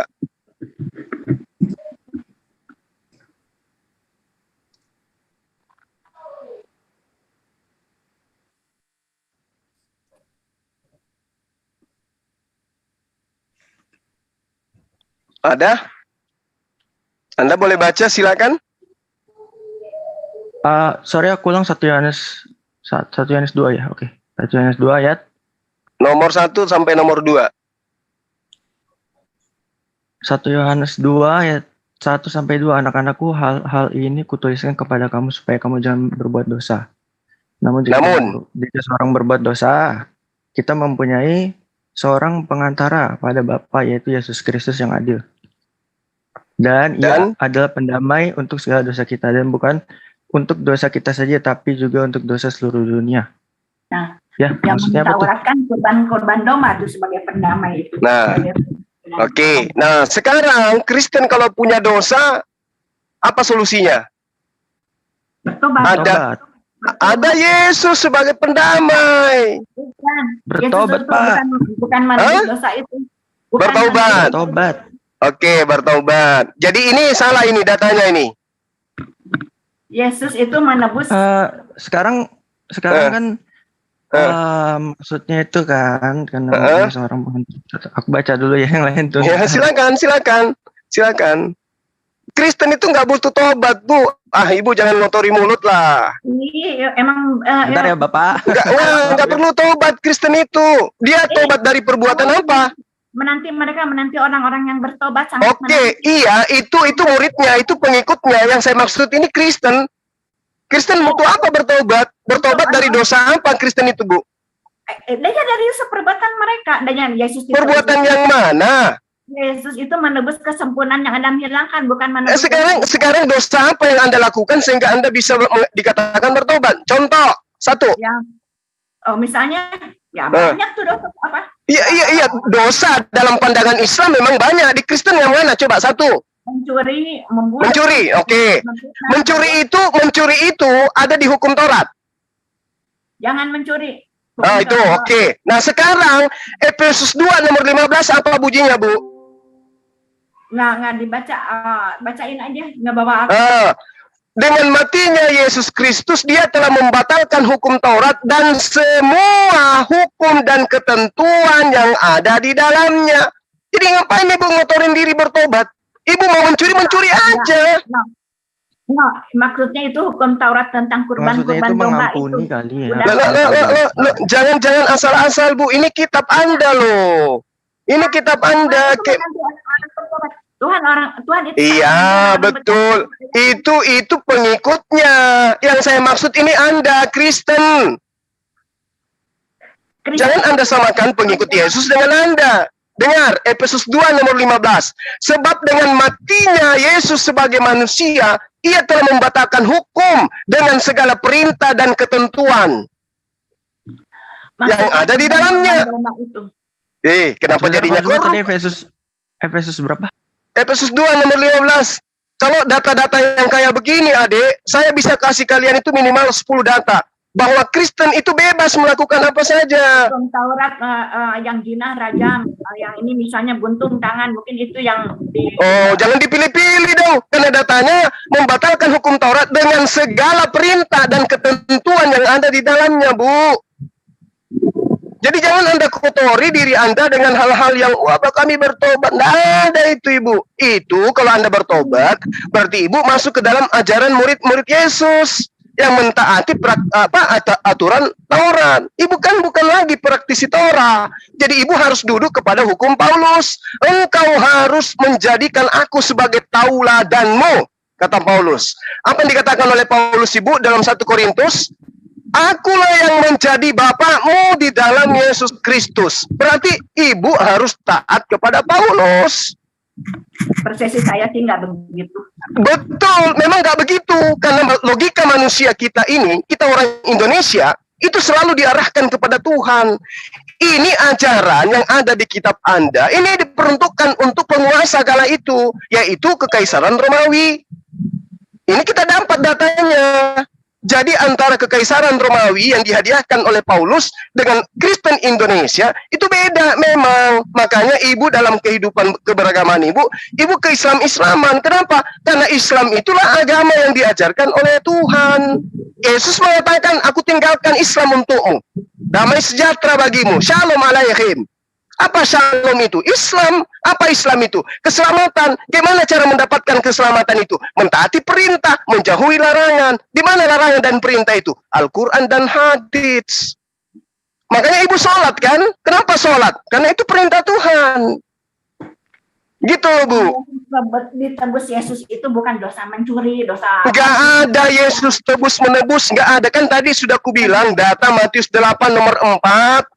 Bagaimana Yesus memerintahkan orang di zamannya berkorban hewan seperti Musa dan kaumnya. Yesus tak pernah mengajarkan berkorban darah manusia, itu kanibal, Bu. Kenapa Paulus menjajak? Mohon maaf nih, Bu. Mohon maaf. Roma 14 nomor 9, Kisah Para Rasul 3 nomor 20, apa yang dijajakan kemudian? Ya, apa yang dijajakan? Dengan matinya Yesus di tiang salib, Tuhan menjadikan Yesus yang engkau salibkan itu Allah menjadikan Yesus yang kau salibkan itu menjadi Tuhan. Tuhan, harusnya Tuhan. Nah, Tuhan mau Tuhan, faktanya Kristen mentuhankan dia, Bu. Ibu masih sehat sikit, makanya dikatakan Tuhan. Tapi pada prinsipnya, benar nggak Kristen-Kristen menuhankan Yesus? Benar. Malah ada yang dengan berani mengatakan, Yesus adalah Bapa.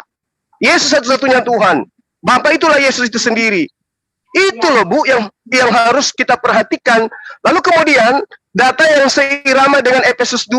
Coba ada yang tadi itu, coba buka di Galatia 5 nomor 1. Ini kita nggak muluk-muluk loh ya. Saya katakan Galatia itu adalah surat yang dituliskan oleh Paulus untuk jemaat yang ada di Galatia. Bukan untuk kita anak Indonesia. Apa yang diterangkan? Supaya kita sungguh-sungguh merdeka. Kristus telah memerdekakan kita. Karena itu berdirilah teguh dan jangan mau lagi dikenakan kuku hambaan. Kalian jangan menghambakan diri, kata Paulus. Kalian udah merdeka, udah bebas. Mau ngapain aja boleh.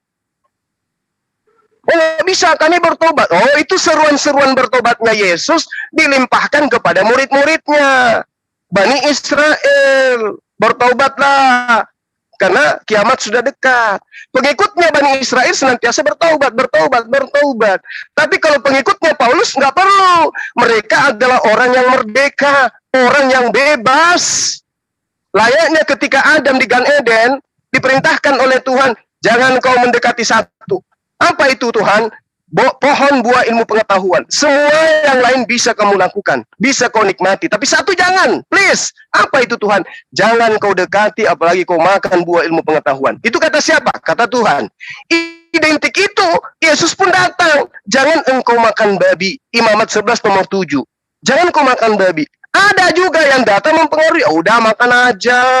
Nggak apa-apa kok, kamu akan hidup kekal kalau kau makan babi.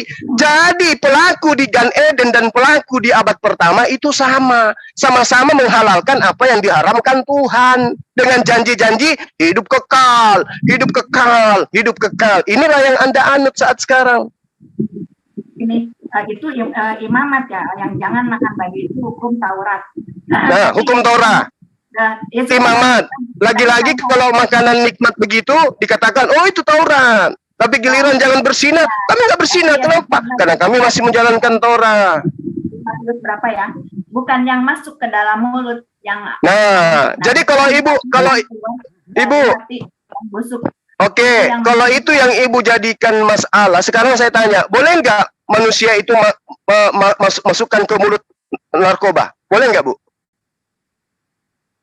Kalau di SSY sih nggak boleh ya makan yang loh gitu, tadi katanya bukan yang masuk ke mulut itu yang haram, gimana ibu ini? Ya, tapi kalau di SSY kita juga harus menjaga ini yang ibu pegang kitab Anda atau SSY? SSY juga dari Alkitab.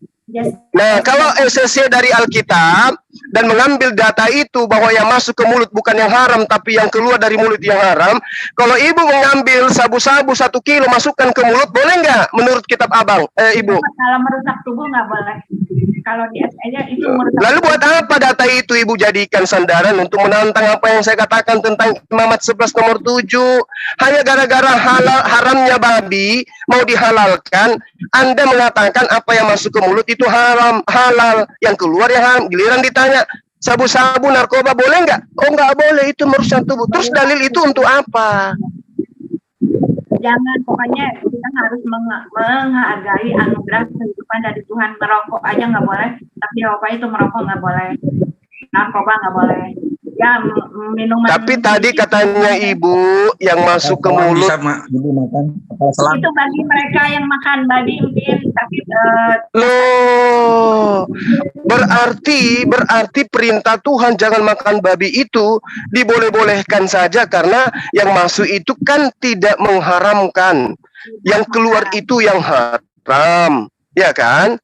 Nah sekarang kalau demikian adanya, kenapa yang masuk berupa narkoba jadi haram? Karena merusak tubuh, nggak boleh kalau. Nah, coba ibu tunjukkan kepada saya dalilnya di mana haramnya narkoba di Alkitab, di Bible. Narkoba, pokoknya anggur boleh asal jangan memabukkan. Minum sedikit untuk menghangatkan badan boleh. Kalau ngerokok gitu merusak. Giliran babi boleh. saksi Yehova boleh, tapi saya Mana dalilnya pembatalan perintah Tuhan itu? akan mereka pakai pok itu, bukan yang masuk ke dalam mulut yang menajiskan. Nah, berarti narkoba juga boleh, Bu. Kan masuk ke mulut, bukan yang masuk ke mulut. Merusak tubuh ya, itu merusak guys. Ya mungkin ini babi juga, kalau bagi yang mengerti ada cacing pita, mungkin mereka juga makan, nggak makan.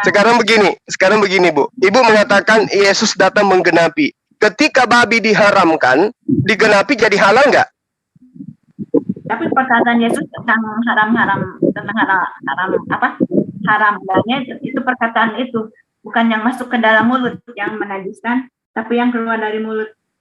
Iya, makanya mungkin itulah sebabnya teman-teman Kristen bisa melakukan makan minum narkoba karena masuk ke mulut tidak haram, kan gitu, Ibu. Tapi lauk saksi Yehova enggak gitu, pokoknya yang gitu. Ya itu urusan Ibu, tapi yang bukan saksi Yehova gimana? Ya itu terserah aja, lauk saksi Yehova enggak. Nah, berarti itulah sebabnya Yesus mengatakan masih banyak yang ingin aku ajarkan, tapi belum sanggup engkau menanggungnya. Poin pengajaran Yesus yang menjadikan saksi Yehova itu berdiri adalah poin di mana ajaran itu belum disempurnakan. Masih banyak yang ingin aku ajarkan, berarti masih belum sempurna. Tapi saksi Yehova kemudian berdiri, mengambil data-data yang belum sempurna itu, dijadikan sebagai dasar pijakan agama. Cacat dia. Kan di Matius 7 itu ada, nomor 20-nya bahkan lebih sempurna pernyataan Yesus di situ. Dan jika hidup keberagamaanmu tidak lebih baik dari ahli Taurat dan orang Farisi, engkau tidak akan masuk ke dalam sorga. Kehidupan keberagamaan ahli Taurat, Bu, itu dipenuhi dengan syariat. Mispot yang 613 itu dengan hukum-hukumnya, itu sudah lengkap menurut zaman mereka. Tapi Yesus mengatakan, kalau kau cuma jalankan apa yang ada di Torah, hidup keberagamaanmu tidak sempurna. Kamu harus hidup di dalam kehidupan keberagamaannya, aturannya, syariatnya, hukum-hukumnya, akidahnya lebih sempurna. Itu baru bisa masuk ke surga. Itu pernyataan Yesus. Nah sekarang terlepas dari ajaran Torah, ajaran Injil, ajaran mana yang sempurna dari hal yang seirama dengan Torah dan Injil? Hindu, nggak mungkin. Buddha, nggak mungkin. Di Veda atau di mana kitab itu? Kitab Mahabharata, nggak mungkin. Adanya cuma ada di dalam Al-Quranul Karim. Kesempurnaan agama itu ada. Syariat itu ada. Makanya kami umat Islam beriman kepada kitab terdahulu. Kami tidak mengatakan, oh itu perjanjian lama. Enggak berlaku, tetap berlaku. Tapi sesuai dengan zamannya, masa dulu. Makanya Tuhan mengatakan dalam Yesaya 42 yang saya uraikan tadi, lebih jauh. Bahwa aku Tuhan, ya, dia katakan gini, lihatlah itu hambaku, dialah yang akan kutunjuk untuk menegakkan hukum-hukum kepada bangsa-bangsa. Lihat itu hambaku yang kupegang, orang pilihanku, yang kepadanya aku berkenan, aku telah menaruh rohku ke atasnya. Roh di sini adalah hukum-hukum. Roh di sini adalah ketentuan, ketetapan. Roh di sini adalah kekuatan Tuhan. Supaya dia menyatakan hukum-hukum kepada bangsa-bangsa. Nah, ini Bu. Buat tentang Yesus itu. Aku menaruh rohku ke atasnya waktu dibaptis. Oke, baik. Sekarang saya tanya. Kalau itu untuk Yesus. Satu, kita seirama. Yesus itu adalah hamba Allah. Saksi Yehova pun mengakui Yesus itu adalah hamba Allah. Yesus adalah orang pilihan Allah. Islam, saksi Yehova juga mengakui itu. Kita seirama di situ, Ibu. Tapi ketika dikatakan ia menyatakan hukum kepada bangsa-bangsa, kita berpisah di situ. Kenapa? Karena yang menyatakan hukum-hukum kepada bangsa-bangsa itu adalah Paulus, bukan Yesus. Yesus hanya keliling di Galilea itu selama kurang lebih 2 tahun. Itu dia. Yang diajarkan apa? Terima Allah sebagai satu-satunya Tuhan, terima aku sebagai utusan Tuhan. Hukum apa yang ditegakkan Yesus kepada bangsa-bangsa? Tidak ada. Sejak kapan Yesus memimpin pasukan untuk menegakkan hukum kepada Romawi Yunani? Tidak pernah. Jadi ini bukan untuk Yesus. Ini adalah untuk baginda Rasulullah Muhammad SAW. Kita lihat di dalam Al-Quran surah Asy-Syura ayat 52. Apa yang diterangkan oleh Allah di sana? Bismillahirrahmanirrahim. Wa katsalika auhayna ilaika ruhan. Ruh. Ini ruh min amrina ma kunta tadri mal kitab walal iman walakin ja'alnahu nur. Lagi-lagi nur. Ya. Lalu kemudian diterangkan oleh Allah, dan demikianlah kami wahyukan kepadamu Muhammad ruh dengan perintah kami. Sebelumnya engkau tidaklah mengetahui apakah kitab itu, apakah hukum-hukum itu, apakah aturan itu, dan apakah iman itu, tetapi kami jadikan engkau dengan Al-Quran itu sebagai cahaya. Dengan itu kau memberi petunjuk kepada siapapun yang kami kehendaki di antara hamba-hamba kami.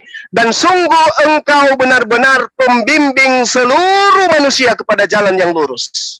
Ini baru dikatakan roh untuk ditegakkan kepada bangsa-bangsa. Coba lihat. Rasulullah Muhammad SAW diutus pada abad pertama, abad ke-6. Apakah dia diam di Arab? Ajarannya cuma sampai di situ? Terkungkung di Arab, di Mekah? Tidak. Ajarannya menyebar kemana-mana. Sampai hari ini ibu pun ikut melakukan sholat. Bayangkan itu. Berarti hukum yang diberikan Tuhan bukan kepada Yesus. Yesus cuma begini dia. Masih banyak yang ingin aku ajarkan, tapi kamu belum sanggup untuk menanggungnya. Namun, ketika ia datang, yaitu seorang penolong lain, dialah yang akan mengajarkan segala sesuatu itu. Inilah yang dimaksud hukum Al-Quran. Ruh kehidupan itu ada di Al-Quran. Anda mau tidur di Al-Quran, bangun tidur di Al-Quran, berjalan di Al-Quran, berdiri di Al-Quran. Semua hukum-hukum itu terkungkung di dalam. Makanya Al-Quran itu bebas untuk siapapun untuk dibedah, dibuka. Makanya Al-Quran tidak dihilangkan original teksnya, disebar ke seluruh dunia untuk dikaji, dikritisin, dipretelin, diapapun oleh siapapun dan bagaimanapun caranya. Silahkan. Berbeda dengan kitab lain, diumpetin. Yang ada cuma terjemah. Kita mau protes, ini benar atau salah? Apa acuan kita memprotes? Ini terjemah.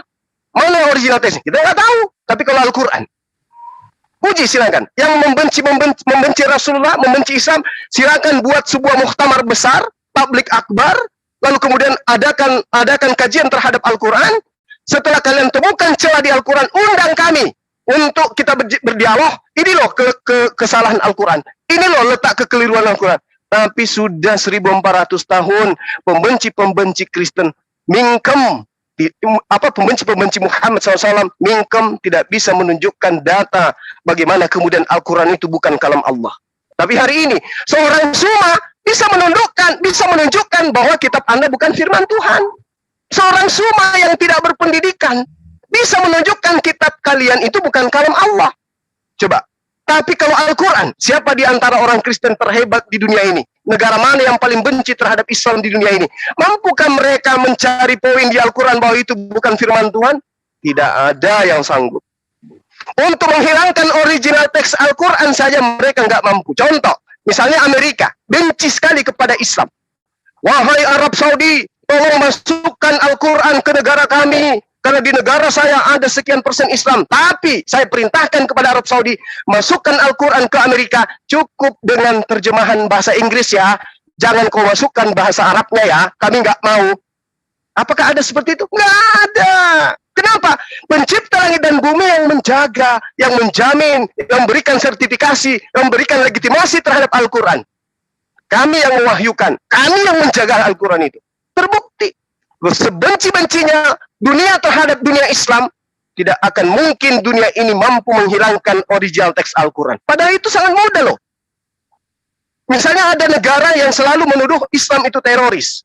Tapi di negaranya ada Islam. Untuk menghilangkan supaya di negara kita ini Islam pudar ajarannya, masukkan Al-Quran yang hanya terjemah. Dengan adanya Al-Quran terjemah, kita godok, kita rubah. Akhirnya nanti generasi berikutnya, di 100 tahun kemudian, mereka memahami Al-Quran hanya terjemahannya saja secara turun-temurun. Apakah ada itu? Nggak ada. Kenapa? Setiap mereka mencanangkan untuk menghilangkan Al-Quran, original teksnya, begitu dia mau enter suratnya, seketika Tuhan membuat dia lupa untuk itu. Sehingga Amerika atau negara manapun yang benci Quran, tetap aja selonong-boi Al-Quran itu masuk dengan original teksnya. Bukti bahwa Allah menjaga Al-Quranul Karim sebagai kalam. Ini yang saya katakan kepada ibu, di dalam kitab ibu mengatakan begini, di Yohanes 16. Aku akan minta kepada Bapa seorang penolong lain. Dia akan katakan begini, dia akan mengingatkan padamu akan perkataan-perkataan yang pernah aku ajarkan, dan dia akan memuliakan aku. Yohanes 16, nomor 7 sampai nomor 15. Simpulnya gitu. Roh Kudus datang kepada seorang penolong. Roh Kudus tidak akan berkata-kata selain daripada dirinya terhadap penolong. Seorang penolong ini pun tidak akan berkata-kata kepada manusia selain apa yang diperintahkan untuk ia katakan. Jadi seorang penolong didatangi Roh Kudus mengajarkan kepadanya tentang apa yang harus disampaikan kepada manusia. Kul man kana aduwwan li Jibril fa innahu nazzalu ala qalbika biiznillah. Jibril. Kul nazzalahu ruhul kudusi min rabbika bil haqq. Dialah Roh Kudus yang adalah Jibril yang memberitakan perintah dari Tuhanmu dengan benar seizin Allah. Makanya ibu jangan heran kalau ibu mengkaji Quran atau terjemahan Quran, tidak setitik pun ayat di Al-Quran yang menistahkan Yesus atau Isa alaihissalam. Dimuliakan semulia-mulianya sebab dia memang adalah nabi dan rasul. Maka dari itu ending dari diskusi kita, sebelum ibu saya serahkan dengan teman kita tadi, ya, ini closing dari saya. Kalau kami umat Islam, Yesus itu Tuhan ataupun bukan Tuhan, akhir hidup umat Islam ketika di yaumul hisab, di hari kebangkitan, umat Islam akan tetap masuk ke dalam surga. Mau Yesus Tuhan, mau Yesus bukan Tuhan, umat Islam tetap masuk ke surga. Kenapa? Karena kami mendudukkan Yesus sebagai utusan Tuhan, sebagaimana yang Yesus pesankan di dalam kitab teman Kristen. Hidup kekal itu adalah mereka mengenal Engkau satu-satunya Tuhan yang benar dan mengenal aku sebagai utusanmu. Umat Islam sedunia mengenal Yesus sebagai apa? Sebagai utusan Tuhan. Islam lolos masuk ke surga. Hidup kekal. Nah, kalau kita balik, Yesus bukan Tuhan, tapi dia nabi. Apakah umat Islam masuk surga? Oh, lebih kencang larinya. Kalau tadi cuma naik ojek, sekarang dia naik kereta api dia. Dia naik pesawat masuk surga. Karena ternyata betul, dia nabi. Iman Islam, nabi utusan Tuhan. Nah sekarang kita balik posisi nih, Kristen. Saya katakan begini, terakhir dari saya. Yesus itu nabi, atau Yesus itu Tuhan, Kristen tetap saja masuk ke dalam neraka. Nggak ada jalan. Kok bisa kayak gitu? Betul, dia akan jadi bubur. Apa alasannya? Nah, kita lihat. Kalau Yesus itu Tuhan, ya, kalau Yesus itu Tuhan, Kristen masuk neraka. Kok bisa kayak gitu? Ya, karena ketuhanan Yesus tidak mengajarkan dirinya untuk disembah. Setuhan-Tuhannya Yesus, Yesus memerintahkan hanya menyembah kepada yang mengutus dia. Sementara yang mengutus dia namanya Bapa. Namanya Ilah, Elohim, Yahweh, Alaha, Elaha. Berarti tidak ada perintah untuk menyembah dia. Nggak ada. Tapi dia Tuhan, betul. Tapi perintahnya adalah mendudukkan dirinya sebagai utusan. Itu kalau Yesus beneran Tuhan. Kalau beneran. Nah, kalau Yesus itu bukan Tuhan, apakah Kristen masuk neraka? Ya, lebih parah. Semakin tidak masuk ke dalam neraka, surga. Karena sedangkan Yesus Tuhan tidak memerintahkan Yesus masuk tidak memerintahkan dirinya disembah, Kristen menyembahnya tetap aja. Tapi kan begini Bang Suma, Yesus itu Tuhan, ya wajarlah disembah meski tidak ada perintahnya. Tunggu dulu bos. Karena Yesus mengatakan begini, jika engkau mengasihi aku, engkau akan melakukan perintah-perintahku. Nah, kalau engkau percaya kepadaku, engkau akan melakukan pekerjaan-pekerjaanku. Kasih kepada Yesus, mengikuti perintah. Percaya kepada Yesus, melakukan pekerjaannya. Yohanes 14, satu perikop Anda baca, di situ Anda akan mendapatkan titik itu. Berarti Kristen ini nggak ada jalan masuk ke surga. Nggak ada. Yesus Tuhan ataupun Yesus bukan Tuhan, Kristen semuanya jadi bubur di neraka. Itu data. Itu data. Ketika orang pemuda kaya datang kepada Yesus, wahai guru, dengan cara apakah aku bisa masuk ke dalam surga? Apa yang dikatakan? Apa yang dikatakan? Lakukan apa yang tertulis dalam kitab Torah. Aku sudah melakukan itu, wahai guru. Berarti tinggal satu. Apa itu guru? Hartamu jual semua hartamu, lalu kemudian bagi-bagikan kepada orang miskin. Itu juga sudah aku lakukan, guru. Nah, kalau kau sudah lakukan itu, yang terakhir adalah ikutilah aku. Oh, jadi Yesus itu cuma mau diikutin. Yes, ada disembah. Nggak ada. Satu pun dalih di dalam ajaran Yesus tidak ada yang mengajarkan sembahlah aku. Berarti Yesus cuma mau diikutin. Kalau Yesus sunat, ikutin. Yesus sholat, ikutin. Yesus berkurban, ikutin. Yesus kemudian nikah, ikutin. Yesus tidak nikah juga ikutin. Itu yang diajarkan oleh Yesus. Yesus menyembahnya kepada Allah, ikutin. Mendudukkan dirinya sebagai utusan Allah, ikutin. Ikutilah aku, kata Yesus. Lalu kemudian ada lagi sekelompok orang gini, kamu itu memang manusia paling baik, Yesus. Tunggu dulu. Mengapa engkau mengatakan aku baik? Hanya ada satu yang baik. Jika engkau ingin memperoleh hidup yang kekal, kata Yesus, maka turutilah segala perintah Bapa. Oke, kita urai perintah Bapa. Tek. Ada nggak perintah Bapa? Satu poinnya itu adalah memerintahkan menyembah kepada anak Maria. Tidak ada. Kristen menyembahnya. Berarti dia akan dijadikan bubur di neraka, kata Luga. Nah, ini kalimat terakhir dari saya, sahabat-sahabat. Sebelum saya tutup. Ada dua golongan di atas muka bumi ini, khususnya di Indonesia, yang saling mengasihi satu sama lain. Islam Kristen adalah adik kakak. Dia adalah sama-sama anak bangsa. Seiring sejalan memperjuangkan kemerdekaan dan mengisi kemerdekaan ini. Islam Kristen, itulah dia. Sekarang mari kita angkat Yesus, dudukkan di tengah-tengah kita. Siapa di antara kita yang akan diusir oleh Yesus? Islam atau Kristen? Cari datanya di dalam kitab Anda. Yesus mengatakan, aku tinggalkan Islam untuk kalian semua. Lalu kemudian ketika Yesus datang kepada murid-muridnya, Lukas 24 nomor 36, dia katakan, Shalom alaihim, Islam atas kalian semua, keselamatan atas kalian semua. Itu satu. Kedua, Matius 7. Ya, Yesus mengusir siapa? Yang bermujizat dengan nama Yesus, yang bernubuat demi nama Yesus, yang mengusir setan demi nama Yesus. Siapa pelakunya? Kristen. Maka karena itulah kemudian, ayo, perhatikan, hidup kita belum tentu masih hidup sampai beberapa tahun ke depan. Untuk itu, keselamatan hari ini ditentukan oleh pola pikiran kita terhadap hidup keberagamaan. Yesus berpesan, jika hidup keberagamaanmu tidak lebih baik dari ahli Taurat, kamu tidak akan masuk ke dalam kerajaan surga. Oleh karena itulah, yuk cari agama yang hidup keberagamaannya jauh lebih sempurna dari segi syariat, akidah, ajaran, kesempurnaan, tata letak ibadah kepada Tuhannya. Cari agama itu. Di sanalah keselamatan itu. Demikian dari saya, Ibu, mohon maaf ketika ada kata-kata yang kurang berkenan. Sahabat-sahabat saya, Kristen yang lainnya, saya minta maaf kalau ada hal yang tidak sesuai dengan iman Anda terusik. Sungguh ini yang saya lakukan hanya karena cinta kasih kita sesama anak bangsa untuk saling mengenal satu sama lain. Inilah Islam. Inilah Islam, dan saya ngerti juga ada Anda saksi Yehova, ada sahabat-sahabat dari Kristen lain. Yuk kita bangun dialog ini dengan santun, dengan baik, dengan cara-cara yang baik. Kalau ada yang salah dari saya, ditegur, disampaikan. Bang Suma jangan kayak begitu, seperti netizen yang ada di sana.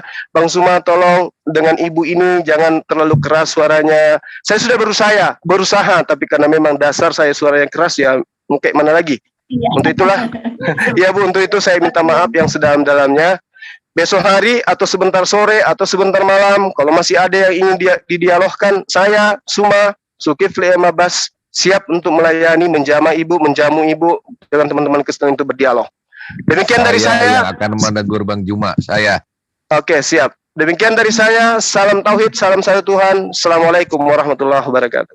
Karena belum kawin lagi. Salam. Hai.